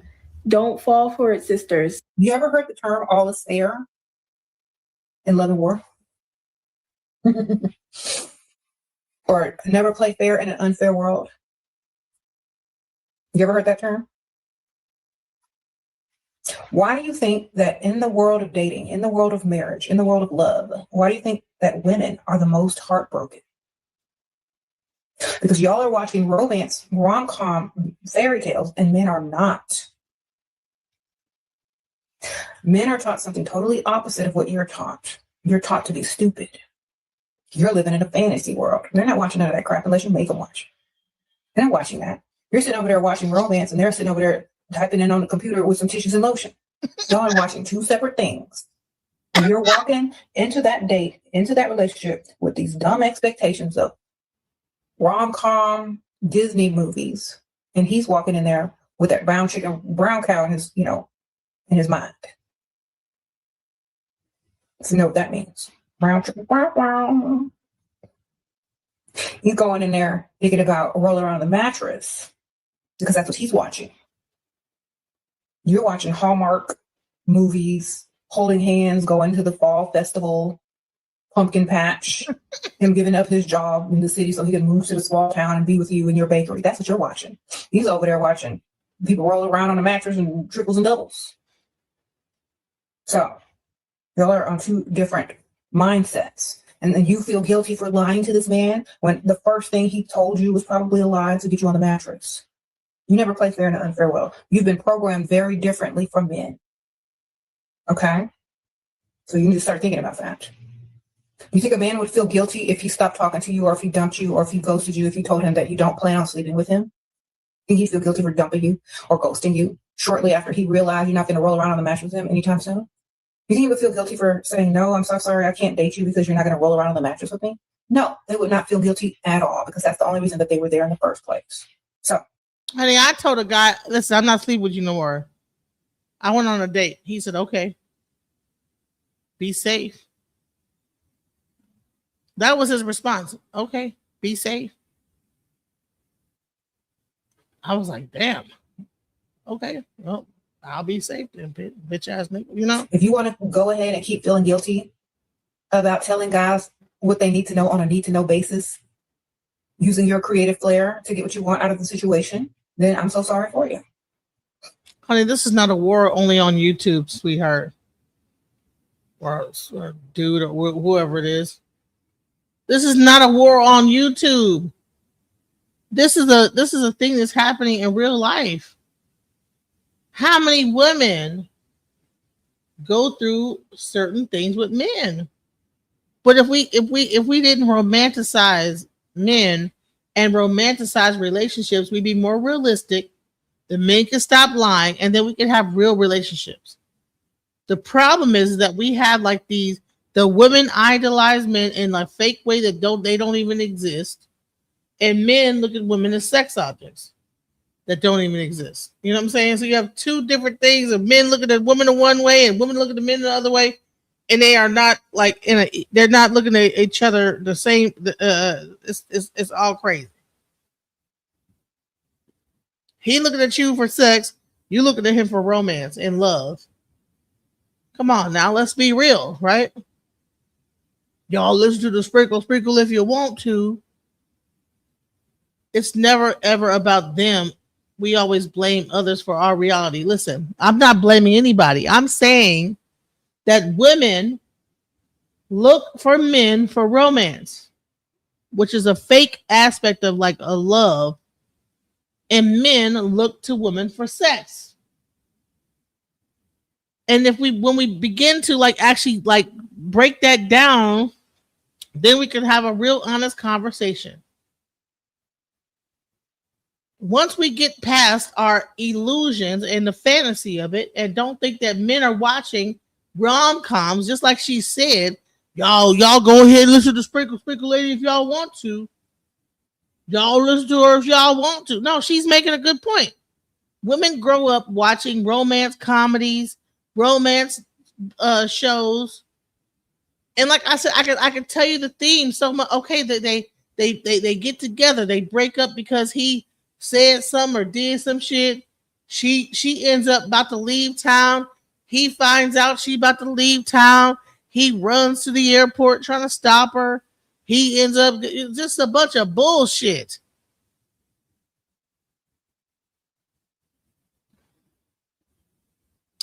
I mean, every time you look at a live, but this is not the live of me just only taking the woman's side or the male side. I'm saying that both sides are in delusion because either side don't know what the other side wants. Men want to fuck. Women want love. How do we meet in the middle? Let's go. But you never play fair in an unfair world, ma'am. It don't matter how good of a woman you think you is. It don't matter how loyal, how faithful, how much you cook, clean, keep yourself together. See, Miss Mooney Long, she has learned what I have learned, the same information that Shira has learned, and is teaching people, trying to teach these young girls. This idea of love when it comes to a man is falsified. Okay, so that woman, I just played a whole video of a woman that went on that bus wanting to fuck too. She drank some Casamigo, braided a nigga's hair, fucked the dude. Honey got too drunk. And you know what they painted her as a whore. So she might have wanted to fuck, but she didn't want to be treated the way she got treated afterward. She don't even know what's going on. So yeah, a woman might want to fuck, but I don't think they understand the ramifications of just wanting to fuck. Unless you're getting paid for it, you're a prostitute, or there's some kind of exchange going on, you're pretty much trying to be with that person. I don't know what that's a lie. Anyone saying they just fucking for fucking, they're lying.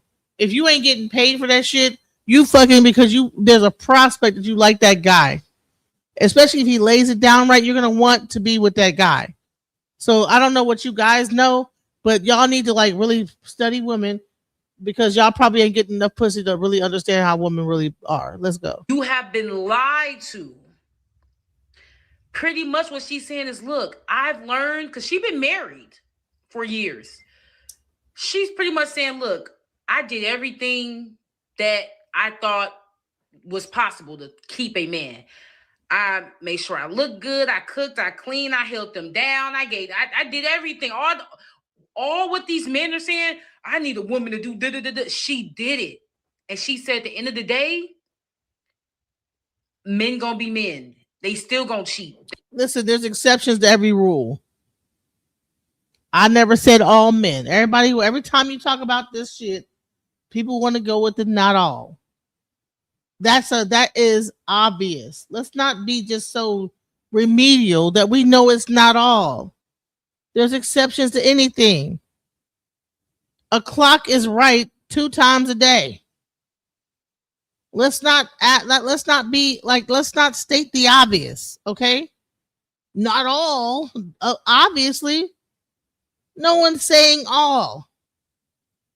When people say men, I guess they have to like generalize, but let's go. They still gonna lie. You could do everything you think, and they still gonna do what they want to do. So she was at the tail end of that video was saying she don't believe in love. Do you have evidence of that? How do you know? How do you know that she doesn't have people that saying that they got married with their spouse after listening to her? So you don't have any evidence of that. So you're just saying something because it sounds good. That's sprinkle. They keeping women single based on what? What evidence? Show me some data that says that she's keeping women single. Go give me a report on like people that watch her channel, how many are single and how many got married after a certain amount of time. I don't know. I believe that you are just pulling something out of your ass. You don't even know what's going on. It's a fairy tale. And a lot of the reasons why women do believe in fairy tale love with men is because of Disney. It's because of what they were taught when they were girls. What the media pushed out to you. Disney told you, oh, love between a man and a woman can exist. Genuine, true love, it doesn't exist with men. And the moment that a lot of these young girls and just women, it ain't even the young girls, it's older women too. When you finally truly accept that authentic love with a man will never exist, it's always going to be conditional. This is why Shira 7 say, make sure before you even get in anything with a man, you understand what you're trying to get out of it. If you're trying to get a lifestyle, make sure you get that lifestyle. If you're trying to get some money, make sure you get that money. Because even she know genuine, authentic love don't exist. Because even with her husband used her to make himself look better. He didn't really love Shira for who she was, and Shira knew that. So she said, okay, you want me around because I make you look better to your peers and your friends and for your business? Cool. I'm going to make sure you pay for my life. The women who try, they know authentic, true love with men don't exist. That's why I'm not looking for anything with no man. Because unless I want to get something out of it. That would be the only reason why I would be in any relationship with a man, because I want a certain lifestyle. I want some money. Maybe he can help me with a business. Like he gonna have to do, because men cannot authentically love women without getting something out of it. They're conditional lovers. They're conditional. It's under certain conditions. And the moment women really wake up to that and stop thinking, well, there's just, I'm going to come across the one. Please. These women are trying to tell y'all going to have to keep getting hurt to truly understand what's really happening. You know that feeling you get when you have a crush? You get the But hold on. So are you saying that men are not conditional? You're saying that they're not conditional in their love. Then why don't we see more men in love? Why don't we see more of that type of behavior? Let's go. butterflies in the tummy. That shit's just hormones. Love is not fucking real. Romance was created for and by men. Historically, women wanted to date noble men. We wanted to date men that could offer us things, that had skills. So all these broke men were like, well, how are we supposed to secure women? So they literally made up romantic love. Women used to primarily pick and choose their partners, and now men do. But not every man is owed a woman or fucking deserves one. So now we've got incels out here breeding when they were supposed to just die out. So when you're like, but daddy, I love him, I can't leave him. No, you don't. It's that oxytocin going off in your body. Love is an action. It is what you do for people. There's no knight in shining armor on a white horse that's going to come save you. Ever. It's delusion. As women all over the world, we are sold this dream that, you know, there is this Prince Charming that is going to come and save us. You realize that when you ask a woman what love is, like her description of love is going to be very different from the answer you'll get from a guy. If you ask a man, their view on love, what love is totally different. It is completely different. Men's love is conditional. Men's love is transactional. That's just the bitter truth. It is us who believe in the whole, you know, unconditional love. And I think it's like that because women are able to give birth, you know, women are able to produce life. And because of that, you're able to experience unconditional love. I, for one, I believe that the only form of unconditional love is the love between a mother and her child. That is the only form of unconditional love. Any other love is going to be conditional. It is going to be conditional. I don't care how much that man tries to convince you that his love is unconditional and you're the only woman he'll ever see, you're the only woman he'll ever love. Trust me, if things went down the hill, if you got a deadly disease, you know, if you were bedridden for months, if you are in a position where you can no longer engage sexually with him, if, God forbid, you had an attack, an acid attack, and your face got deformed, like you lose your beauty, or you get into an accident and your figure gets deformed, are you sure that man is still going to stay and love you unconditionally? Like, I really want you to think about it. Do you really think that man is going to stay faithful and, you know, commit to you through all that? Are you really sure that that man... Do you, I mean, that's an actual statistic, like statistical fact that majority of men leave when a woman gets sick, ill, whatever, incapacitated. Yeah, that is the majority. That's based on statistical, like, you know, yeah. So let's go. And is not going to go out there and get another woman, because that is what unconditional love is all about. And unfortunately, it does not exist. If you ask me, like, no man is going to stay with you through all that. Before you know it, he's on to the next. Like, that's just the bitter truth. Most women get played because they don't know that dating is a game. And I know the lover girl is going to be like, why does dating have to be a game? Why can't we just be real about our feelings? Because guess what, sweetheart? Men are not real.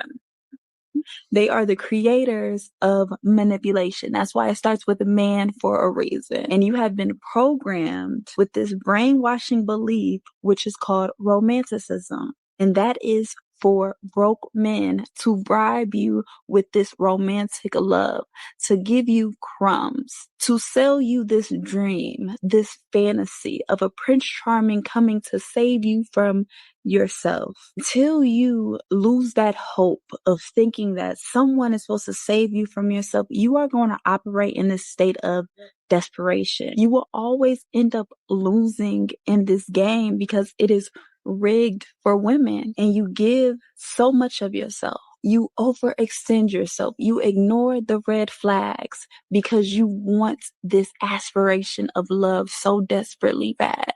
But until you realize that dating is not a priority, not even a purpose, it is probably just something to do when you have nothing to do. You can get into this dating world and just experience, have fun, not take these hoes so seriously. But women are so green, they'll let anybody get in between. I know they have always sold women this delusion that love is enough and this idea of romantic love, and it's enough for you to just get married because you love them and spend the rest of your life without asking something in return. And if you ask something in return, they tag you a gold digger. But I'm telling you that do not marry a man without expecting a lot of things in return. Do not marry a man without considering how that marriage is going to benefit you, how it's going to make your life easy as a woman. Because I can guarantee you that no man is marrying you simply because of love. They have calculated what they will gain from you. And that is because no love is unconditional. So stop falling for that delusion of, oh, love is enough. When you just love him, you marry and spend the rest of your life with him. Do not care about money. Do not care about what you will gain. People that care about a gold digger, be a gold digger. And I'm not saying that love. And let me also say this, is that I've heard from people in Africa that talk about like African women ain't going for that. African women do not date for love. They don't marry for love. They marry for what you could do, period. In Africa, Tanzania, like I know a person that lives in Tanzania. He says straight up, an African woman is going to date you or marry you or whatever based on what your capacity of doing for them, period. They're not going to date you because they love you. Love is not the concept in African diaspora. Let's go. Love is not beautiful. Love is beautiful. Love is amazing. But love is not enough. You need much more than love. You need stability. You need someone that can make your life easier. You need it. I'll be on Friday. If I were to get every married other day to a man, I won't be on tomorrow, but I'll be marrying on a man Friday. who is putting land, properties, and assets in my name. Oh, sorry, what's funny? You know what? That's interesting that we're laughing about that because it sounds ridiculous, right? The idea that a woman would want security when we know that men are unreliable. Not only are they unreliable, they are a woman's apex predator. That's right. The man you're laying with could kill you. And so when we are encouraging women to get married, we are encouraging women to step 1 inch closer to our death. Unless we are encouraging the women we are emboldening to get married to enter this decision with their best interest at heart. Yes, it is controversial to talk about money and assets and land and properties when discussing marriage because we're taught to follow the distraction of love, romantic love. What about love? Well, this is all about love. The man who loves me will make sure that I am secure for the rest of my life. But unfortunately, most marriages are not structured or approached in that way. Women are taught to approach marriage from a place of leading with emotion. Again, that's to distract us. Because if we put our emotions aside and focus on the logic and the rationale and the reality of how will this benefit me, most women will not marry men. We will be in commune with each other and leave the men to fend for themselves. I want that boring love, like, let's go walk by the river up in London at night. Let's just hold hands. Let's talk. Let's joke. Let's giggle. Let's be kids again. Come jump on my back. All that boring love. Most women don't want boring love like that. And that's the boring, cheap love I offer. They want to be taken out to all of these expensive places and bought all these expensive things. I need a woman that's... I thought you said they want to be taken out to Wendy's. I said, what the hell? They want to be taken out to Wendy's. He said they will be taken out to Wendy's. They playing that song. And she was drowning, she wouldn't have gone unnoticed. So stop. Not only be in commune with y'all to choose who wants to take you out on a spending their money. These men are trying to romanticize being cheap and low effort, but what I need to know is, what is it with women associating a man not spending money on them with love?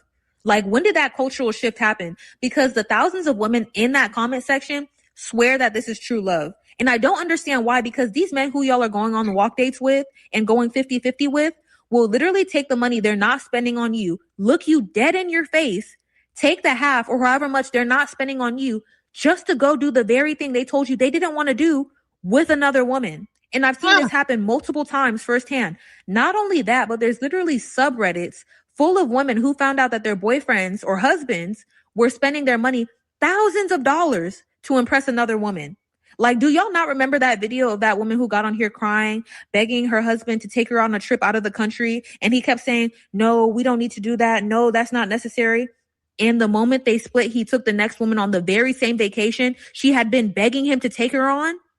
So this literally needs to be studied, because with this pattern happening over and over again, as a woman, what in your mind makes you think that a man who wants to take you out on a walk would love you more than a man who wants to take you to a decent or nice restaurant?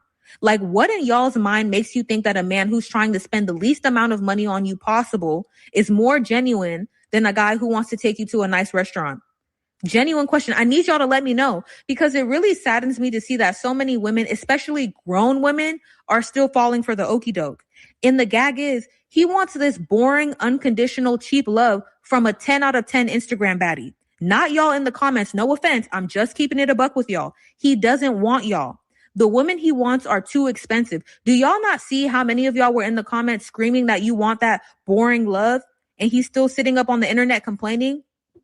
Clearly, there's many of y'all to choose from, but he's not talking about y'all. And that's what makes this entire thing funny. You know what's hilarious about it is that that's all that is clickbait. Oh, I just want this love. Oh yes, I just want to like walk to the park and I just want, eat strawberries and make daiquiris and milkshake.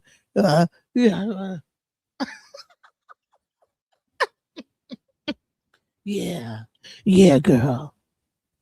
You know what I'm saying? Baby, I forgive you. Maybe. Girl, you know I hurt you when I said that I wasn't going. You know what I'm saying? Just a bunch of bullshit. You know what I'm. But come back, baby. Come on. Come back. This bunch of fake romantic bullshit, bro. There were so many of y'all screaming from the rooftops that you'll accept less, and so many of y'all to choose from, and yet they're constantly glossing over y'all because he's asking for unconditional love, cheap love from a certain type of woman. But the thing is, he wouldn't even look in her direction if he didn't find her attractive, because that's a condition. They want unconditional love from your end, but you have to look good. Their friends have to think you look good. You have to be a certain way, a certain age. And oh, you better not find out you have cancer, because statistically, they're quick to leave a woman after she's been diagnosed. And all of these things are conditions, y'all. Unconditional love does not exist. Say it with me. Unconditional love does not exist. They're just trying to scam y'all out of your labor and your pants. That's it. And that's all. They don't want your labor. Anytime they want the kitty cat, honey. They don't want your labor. They want that punani. They don't want nothing else but the punani. I mean, they can like wash their own dishes and cook their own food. I mean, guys are the best barbecuers ever. They want the pussy. And they're willing to do anything for it. But here's the thing. Dudes will fuck a fucking can of like beans if you don't like, if no one's looking. And they can look left and right, nobody sees them. They'll fuck a fucking strawberry cake. Men will fuck a goddamn a bag of like fucking wet Doritos. Okay, you hear me? They'll take some noodles and put some fucking like, come on. They'll fuck a fucking a pot of noodles. A sock with Vaseline in it. They'll fuck a sock. I mean, have you actually ever seen some of the things that dudes will fuck? Like, they will fuck a lot of things. Men will fuck all type of shit. So having a pussy don't really mean anything either. Let's go. A man starts talking about unconditional love, stop and ask yourself, would this man be talking to me if I was much heavier than I am right now? Would this man be talking to me if I didn't look the way I look right now? Because y'all, an elderly lady literally drowned in a pool a couple months ago with men all around her, passing her by as she was fighting for her life, and none of them paid her any mind. I promise y'all, if she was young and attractive and she was drowning, she wouldn't have gone unnoticed. So stop falling for the okie doke, y'all. You know, one thing that really bothers me is the fact that women are always going to feel sorry for men who don't feel sorry for them. You know, a woman is always prioritizing how a man is going to feel before she can even do something that, you know, is beneficial to herself. She is always going to first think of how it's going to affect that man. The thing is, if the tables were to be turned, that man would never consider you or your feelings. He is going to consider himself. You know, we are always like, why are we always the ones that are considering? Men will prioritize what they feel important over any woman at any time for any reason.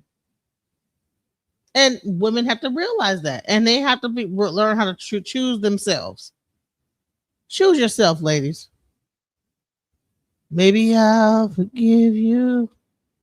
Maybe you'll try. Girl, I told you. I just want you to come back, baby. Just come on back. Just come back, baby.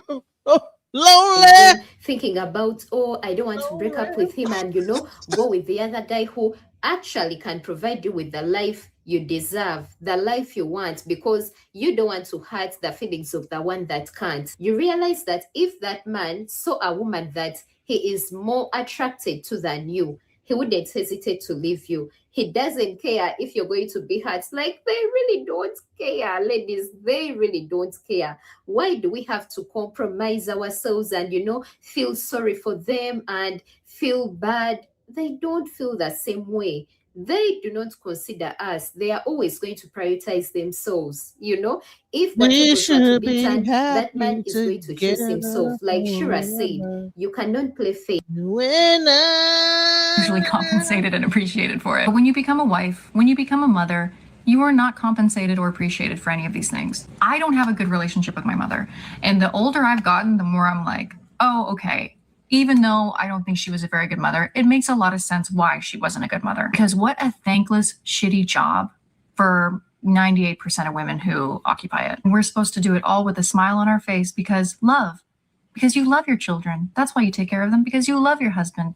That's why you married him. That's why you feed him. That's why you pick up after him. That's why you forgive him. That's why you're romantic with him, even if you don't feel like being romantic with him. Because he has needs and you love him, and it's your job to fulfill them. It's your job to bend over backwards for your husband and your children because you love them, and that's your reward. If you date men, it's supposed to be because you're trying to find love. Any other reason would be shallow, and you're a shallow, vapid bitch if you have any other intention or reason to want to date a man. Men, on the other hand, well, they have to ease into love. They're not so prone to love. They're visual creatures. They want someone who's super young. They want someone who's super hot. You know, love isn't so much their thing. Sure, they love their children, but not like a mother could love their children. Sure, they love their wives, but not like a woman loves a man. You see how love implicates women and lets men off the hook? Now, again, I'm not saying love doesn't exist, but kind of like religion, it started off being a quintessential part of being a human being and a very real thing, and it was hijacked and weaponized against the people that it was made to oppress. Patriarchy brainwashes women into thinking that hardship and even abuse are romantic. Your relationship is not stronger or better or more romantic because you've made it through so many hardships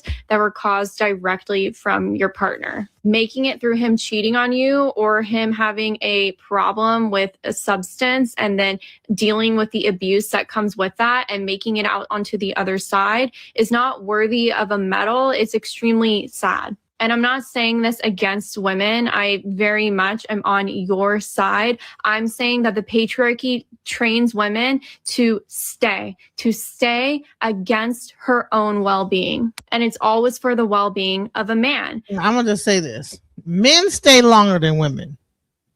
This is one point I will have contention over. Men stay longer than men will stay. They will not leave.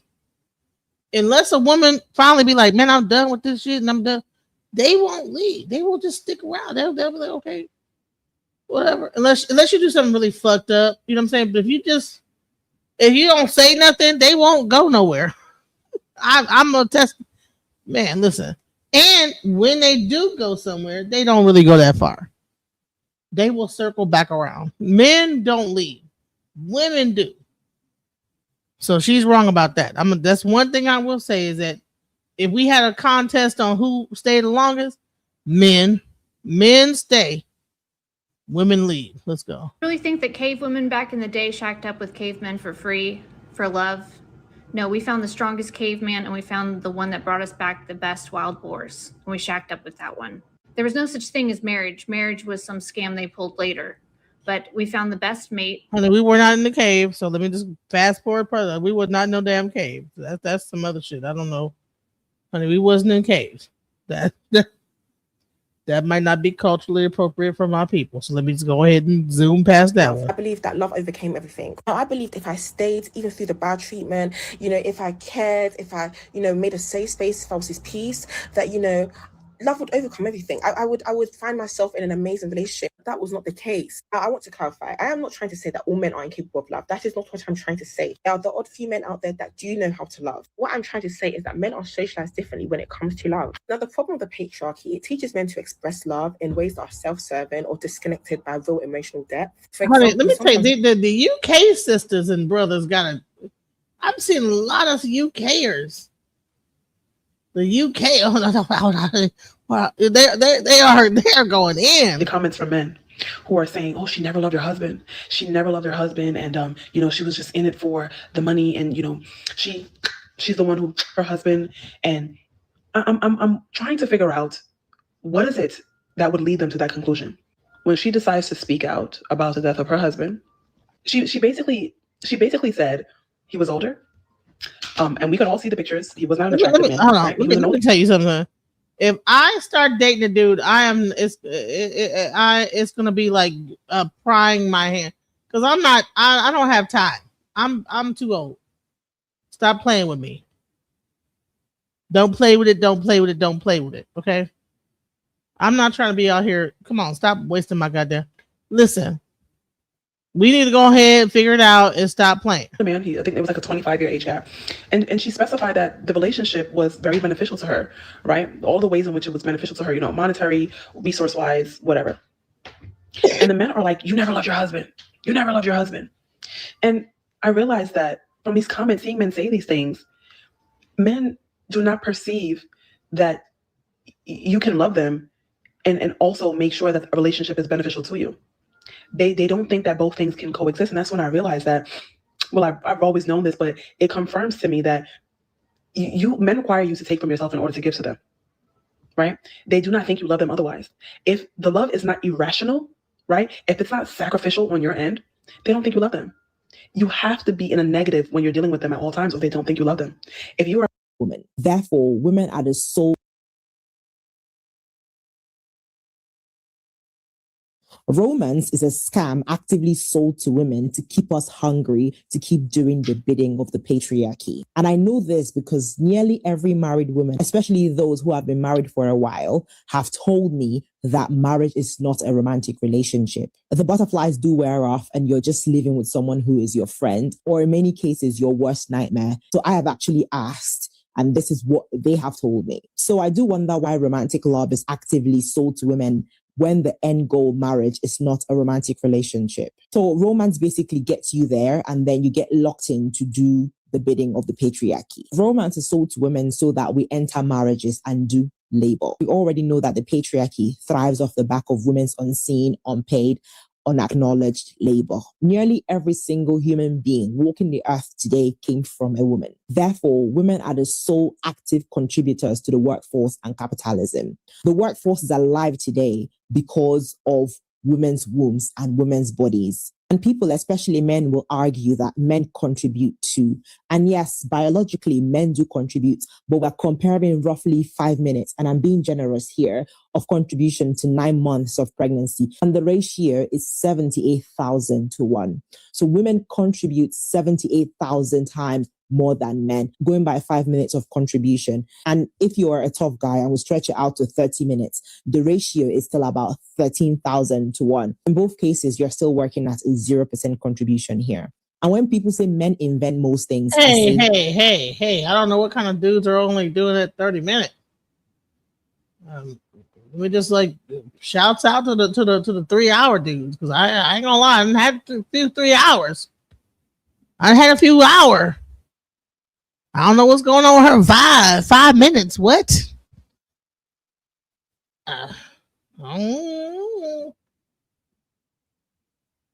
I mean, I've had a few fights. I ain't gonna lie. I've had some like 1 minute. You know what I'm saying? I've had some shit that's like, what the hell? Like, what just happened? But you know, after that 1 minute, then just wait and he'll do longer.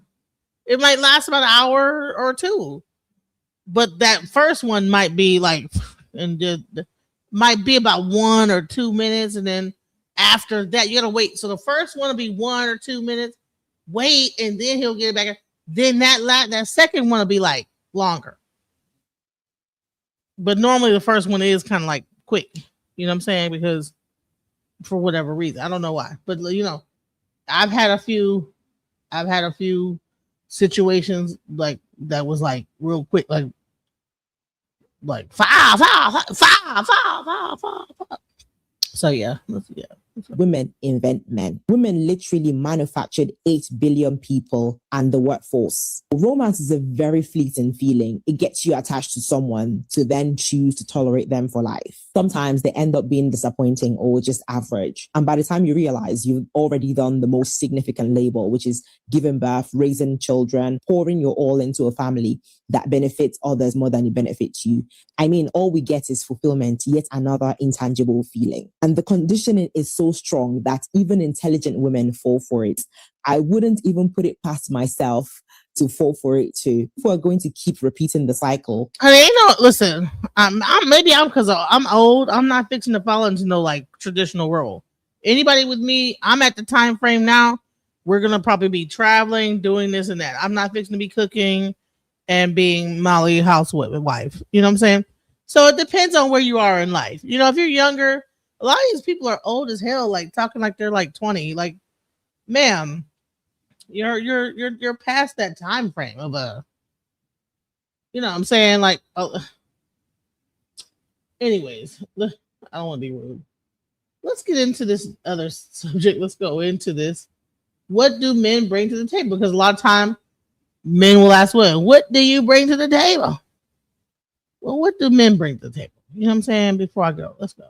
Here's what I want to know. What do men bring to the table? Because most of you don't even bring emotional stability. Instead, you bring debt, you bring trauma, you bring porn addiction, inconsistent communication, half efforts, zero leadership. Then you have the crust to show up at a date and ask a woman, what do you bring to the table? Because some podcast bro told you that would be an illuminating question to really get to the heart of things. Meanwhile, you're living in a 1-bedroom apartment. You have no savings. You got no vision. You got no discipline. However, you do have your gaming headset on. Listen, the male loneliness epidemic is happening for a reason. And that reason is because women continue to advance forward and gain standards. Yes, they're earning more and more money. They don't really need you. Meanwhile, you're going backwards. Well, listen, you're going in the opposite direction. You're getting what you deserve. Hey guys, welcome back to my channel. If you are new, my name is Maxine, and if you're a returning viewer and subscriber, welcome back. As you can see from the title and from the video just now, we are going to be talking about men's favorite question. Let's give it out for Maxine. She's so pretty. Shouts out to her. I think she is so beautiful. And I love the fact that she has her gray hair. You know what I'm saying? She don't give a fuck. She got her gray, she's graying. She just put the gray hair in. Bump it. You know what I'm saying? She's beautiful to me. Let's go. Except today we're reversing it. What do you bring to the table? You know, personally, no one has ever asked me that question. But if someone should, I would just simply ask them, what is it you think that you are lacking that you think I might be able to help you with? And then we can go from there. Because obviously you think you're lacking something and your table is not full enough, or you can't manage to fill your table by yourself. So you feel like you need my help for something. So let's start there. Serious question. What do men bring to the table? I'm really not being facetious at all. Like, tell me, give me a list, and not give me like, oh, we are the table. Like, what do men bring of actual value to women inside of relationships, dating, marriage? Because it's pretty obvious to me what many men, and not all men, but many men see as the most valuable thing in a romantic relationship is unlimited and ongoing access to a woman's body. They want to guarantee that it's always going to be there enthusiastically. However, those same men are not at all willing to put forth any effort to ensure that supply flow, and they get big mad when women actually want something from them. They are like indignant. So that reaction would imply that those men already think that they are bringing enough. So what is it exactly that they think is enough that would motivate women to give them unlimited, unquestioned supply of her own body? Okay, so do you see, first of all, the hatred, right? Okay, obvious. Do you see how she has it flipped, though? Do you see how there's no self-awareness? How many women do we have on video saying, I am the table? Oh, really? What do I bring to the table? This. How many times? How many times did we do it? So she is saying that God, I've never encountered a video of a guy being like this, right? Never, not one time. I'm sure there's one out there, but they do it all, video after video after video. So she has it completely backward, actually. She has no self-awareness about what modern women are doing in relationships, which is that they're showing up and demanding, you got to make this amount of money. You got to provide and protect. You got to do all these things for me, right? You got to be a man of honor. You got to be in shape. You got to be able to take care of the family. You got to do all these things, right? But what do I have to do? Nothing. I don't have to do anything. Why would I have to do anything for a man? It's all over the place. From, the Tommy Lauren video that we covered all the way down to TikToks everywhere. So she's not paying attention, right? Why? Because it's not convenient. So what does a good quality man bring to the table? He provides for his family financially. And if you're, living in your feminine, maybe you're not doing that. Maybe you're not doing the masculine climb, honey, right? He's providing for his family. He's in shape. He is in shape. He's able to protect his family. If someone, any number of instances that arise, he's in good enough shape to keep the bad folk away, right? He is a source of stability. He is a source of strength. He loves his wife. He is so many things. He is the shoulder for her to cry on. That's right. I said it, right? He's reliable. He's dependable. He's sturdy, right? He's not an emotional basket case. He's sturdy. All of those things a good man would bring to the table. And that good man would expect you to bring other things to the table, not those things, because you're not a man, right? And why does he need it in you if he can do it himself? But other things. The problem arises not the way she's describing it, but that you do have a lot of good men doing this. And you have women saying, I'm cute. Like, is there anything, like I have to do more, right? With the like dumb, like doe-eyed, right? You know it. You've seen it. You've been on the dates. You've seen it. Also, this idea that women who can't stand men, these resentful women, that it should somehow be like guys have to like earn you having sex with them. Honey, I don't know how to break it to you, but women who love their husbands want to have sex with them. We want to do it. We're attracted to them. We love them. We are so appreciative of what they bring to the table. We bring different things to the table. The attraction is there. And it's amazing. It's not like, did you do enough for me to make me take my clothes? It's not, you're not a prostitute, honey. It's not a business transaction. Holy crap. What the hell advice is this to women? I don't know how old she is, but I'm not young. I'm happy to go toe to toe, honey. You want to come on the show? We'll have a conversation about what men bring to the table, what women bring to the table. Let's do it. Let's do it. I'm sure she'll see this. Open invite. I'll get a nasty, email and then, hey, you want to come on the show? Crickets. I love it. This idea that men are making no effort is just not true. It's just not true. There are a lot of guys who aren't approaching you anymore because they got tired of your shit, right? They got tired, right? And that's a separate problem and a separate conversation. While I can agree with some of the things that this woman just said, I just get the feeling that she completely does not like women. I don't know. I feel like every time a woman says something, she has to rebut in the support of men. I don't understand it. It's like she's not even willing to hear a woman out at all. She can't seem to see any issues at all that a woman might bring to the table. And it's crazy because this is a woman. And I'm sure she knows that the things that women are bringing up are actually happening out there. But for whatever reason, she is diehardedly supporting men. And I'm sure she thinks that it's all men that are good out there. Because the way she speaks, it's like, I don't know what you're talking about. All men that I have heard of or that I know are absolutely wonderful. They're providers and protectors. They are upstanding. They're supporting their children. They're supporting their women. So you are completely crazy for seeing men the way that you are. I don't know. I just get the feeling that she is not even going to give air to a woman at all, no matter what. So I've read through most of the comments where people were talking about the benefits to the woman in traditional marriage nowadays, feeling like there's not much of an argument for the women to get married nowadays. The common theme was that men can bring financial stability, they bring money. More and more women are out earning their partners now.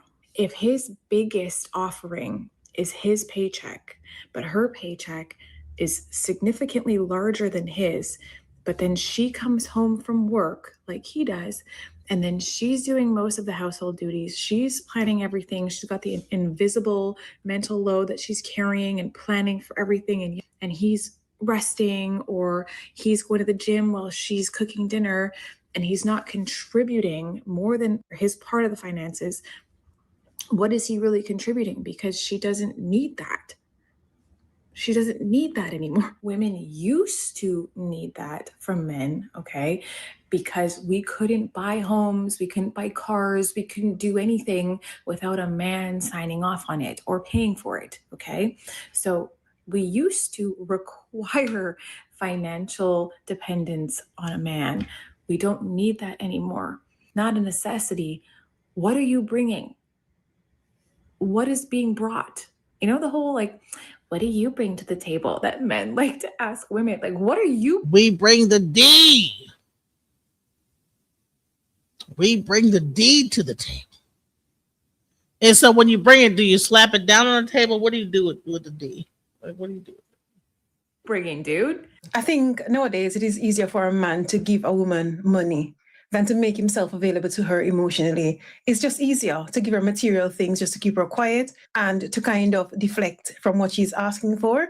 And so he doesn't have to give much of himself because he's flourishing her with material things. That's for those who are actually doing anything. But I think if you should ask a man to be there for you emotionally, to support you in any kind of way outside of physical or financial, he certainly will not be able to do it. I don't know what's going on, but that is my observation. And in response to this comment, he should be bringing everything he expects in return: stability, vision, consistency, emotional maturity, and the ability to create a safe space for his woman to grow. A real man doesn't just want peace, he brings it too.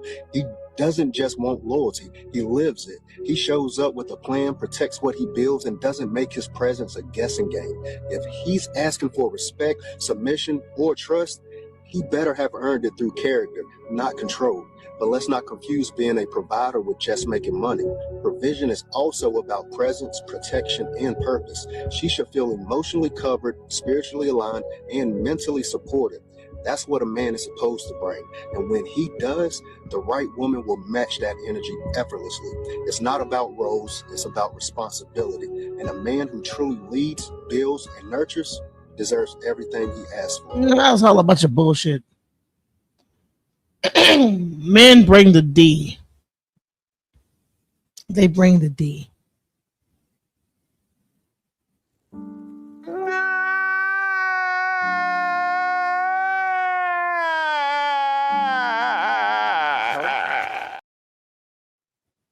That's all they're gonna bring is the D.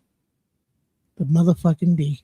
those are the things that he's supposed to bring, but is he actually bringing those things though? I think if this man listed 10 things, a lot of the men of today can only actually bring 4 or 5 out of the 10. And that is being generous. All men do is talk about what women bring to the table. I want to ask the men, what do men bring to the table? Look, got you. You don't even know. You don't even know the question. I heard you. I just like my teeth. What you say? Wait, fellas, what are some things that y'all bring to the table? Protection, provision, emotional maturity, stability, supportiveness. I bring kindness, humor. I listen. I'm aware. I'm assertive. I'm a leader, father, partner. Talk about himself now. Now, I did ask him about themselves. Yeah, say what you bring to the table. That's what I'm bringing. I thought he's just asking a question in general. I didn't think it was like a person. No, I do want to get to that. I think for myself, I would say problem solving, resilience, patience. Man. Bullshit. They bring the D. That's all they bring is the D, bro. All that bullshit.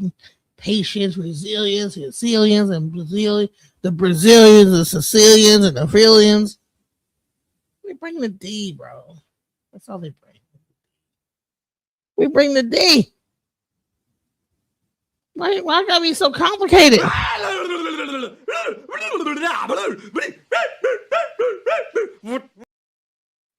They bring the D. That's what men bring. Is the D. They bring the D. They bring the D. Okay?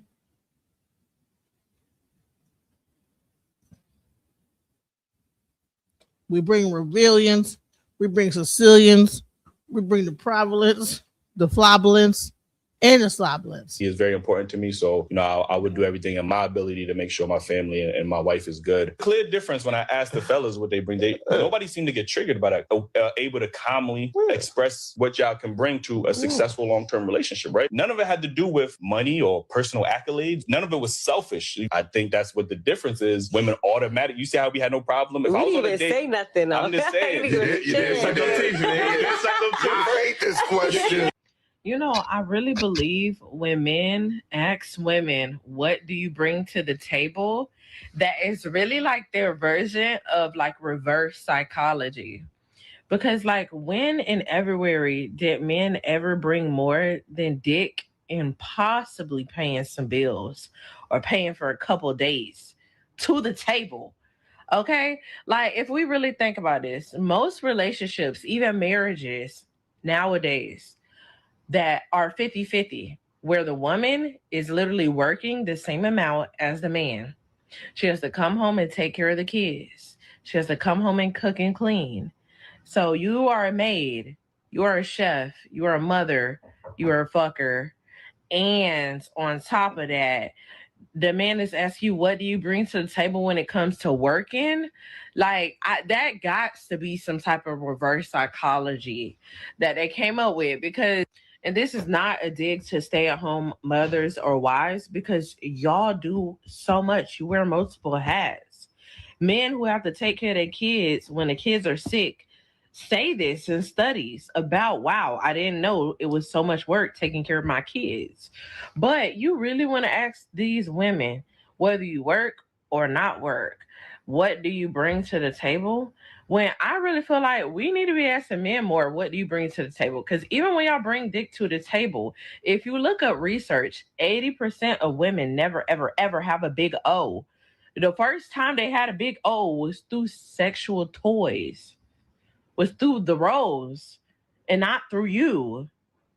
So really, what are you bringing to the table? Y'all, I cracked the code. When men ask you stupid questions, you got to ask them smart questions because usually men who ask you stupid questions don't have answers to smart questions, which just shows that they stupid. So I was talking to this boy and he asked me their favorite question. What do you bring to the table? Unfortunately for all the women that date men, that's just going to be a question you're going to be asked at some point in time by one of these goofies. That's just what it is. That's just, I guess that's like your hazing question, like whatever. So off Bucks, I should have just stopped talking to him because I don't understand why y'all keep asking us what we bring to the table when everybody at the table is either going to come from me or come. All right. So anyway, I was in my let me play in this man's face mode. So I responded and I said, I'm going to answer the question, but I have 3 questions for you that I need you to answer. Is that okay? He said, yeah, cool. What's up? I said, do you know how to change your cabin air filter? He said, cabin air filter? Like in the car? I said, yeah. He said, no, I just take it to the mechanic. I said, okay, cool. So do you know how to change your engine air filter? He said, no. What do I need to know that for? I said, okay, cool. So my last question before I answer your question. Do you know how to build a house? He said, do I look like I know how to build a house? I said, okay. Oh, nigga. He said, why are you asking me these questions? I said, for 2 reasons. Number 1, 2 of those 3 questions, I would have answered yes to. I know how to change my cabin air filter and I know how to change my engine air filter. So as a man, if you can't do what I can do and more, what are we doing here? And I said in number 2, my 3rd question, do you know how to build a house? You asking me what I bring to the table. You don't know how to build a house. So where am I supposed to put this table? Under the bridge or in my apartment? What? You don't even know how to be a man, and you asking me. I don't even know how to build what a I bring table. to the table. Can you change a tire? Can you change a tire? Do you have insurance? Health insurance, dental insurance, car insurance, life insurance. How often do you go to the doctor? How often do you get your teeth cleaned? It's like all the stupid men got together and said, let's figure out the stupidest shit we can ask women to piss them off. Talking about, what do you bring to the table? Sir, the way that you're going, you're not even going to have anywhere to put the table. What does it mean to be a provider? Let's talk about, listen. And so then you got this dude that's be saying some crazy shit. Watch this dude. This dude is funny as hell. Watch this. A misandrist group chat of women leaked, revealing them plotting against men. And for all of y'all that don't know what a misandrist is, it's the opposite of a misogynist. A misogynist is a woman-hating man. So a misandrist is a man-hating woman. But to be more specific to this is a group of funky black bitches not only talking down about black men to a white man, but plotting the elimination of all black men. Watch this whole ass shit right here, okay? Well, is there any women in here who don't want to deal with men, period, or is it just black men, or is it a mixture? It's just black men, and we actually want non-black men's help in these corrections that you speak of.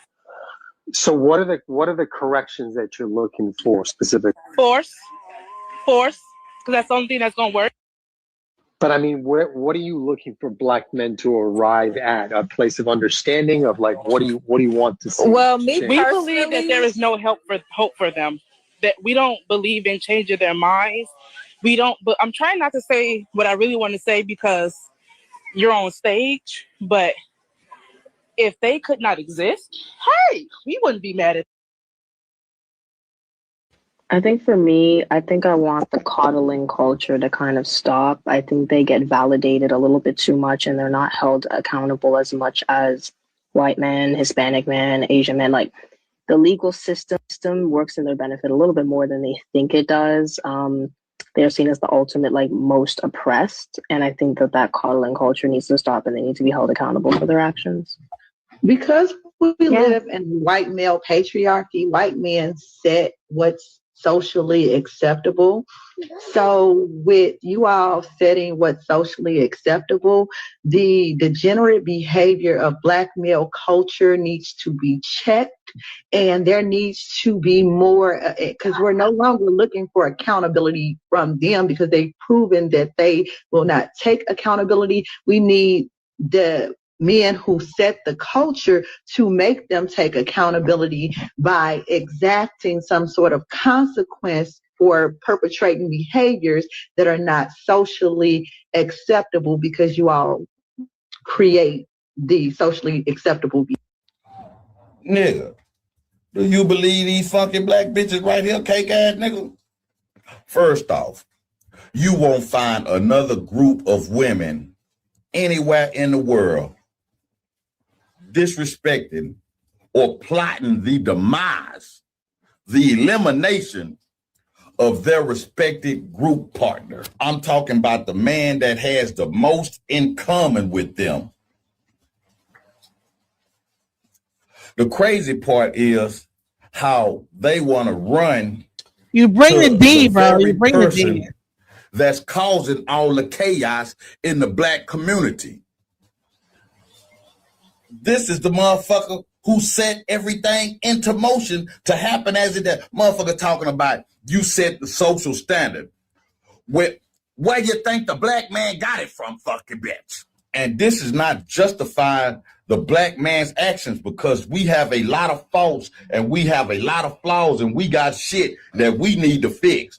but you asking the white man to fix the black man funky bitch when the white man is the one who broke the black man funky bitch and keep breaking the black man funky bitch. And if you don't get your bitch ass in line, the black man would never be able to fix his motherfucking problem, funky bitch, because you are the biggest gatekeeper of white supremacy, as you can see, funky bitch. If this ain't the most slave-mindedest shit I've ever seen, this shit here really is straight out of slavery, because the white man, back during slavery, it said how the white man treated the black man and made sure to treat him like that in front of his woman.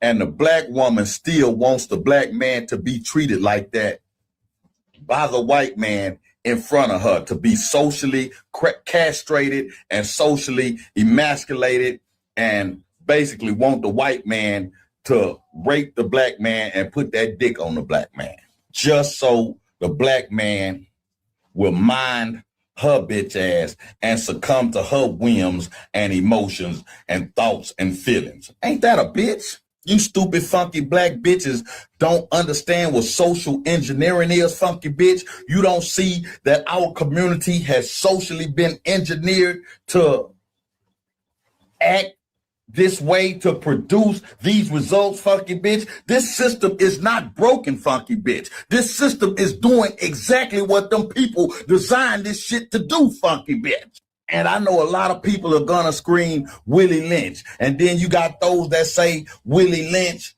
wasn't real and the letter wasn't real. But if Willie Lynch wasn't real, the idea of Willie Lynch show is real, and the effects of a Willie Lynch syndrome is definitely real. And I can hear all you funky black bitches. Well, what about you calling black women funky bitch? Because you is a funky bitch, funky bitch. But one thing I can say, I've never plotted your motherfucking demise, your harm, or your elimination, funky bitch. I call you a funky bitch out of love to educate you, funky bitch. And one thing I could probably motherfucking say, I didn't put dick on a white bitch. I didn't put dick on a Latino bitch. But I've never fell asleep with one of them in my arms and woke up to them, funky bitch. You black funky bitches is the only women on this planet that have a problem playing your motherfucking position, playing your role, doing what your natural born God-given motherfucking aesthetic is, funky bitch. And that's to be a motherfucking woman and to be a motherfucking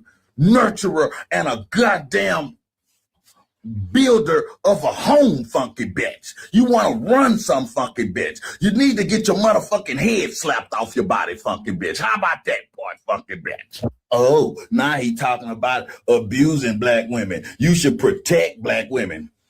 Protect these funky bitches? I wish the fuck I would, funky bitch. And how much you want to bet that every last one of these funky black bitches in this group pray to a white Jesus, bitch ass. This is the realest show online, period. Just when I thought I couldn't find my way out, yeah, I searched the God in me to find my way out. I know it can seem way out, but the Creator flows to and through me from way out. I'm talking way out, yeah, yeah, yeah. See, if you believe in the God in you,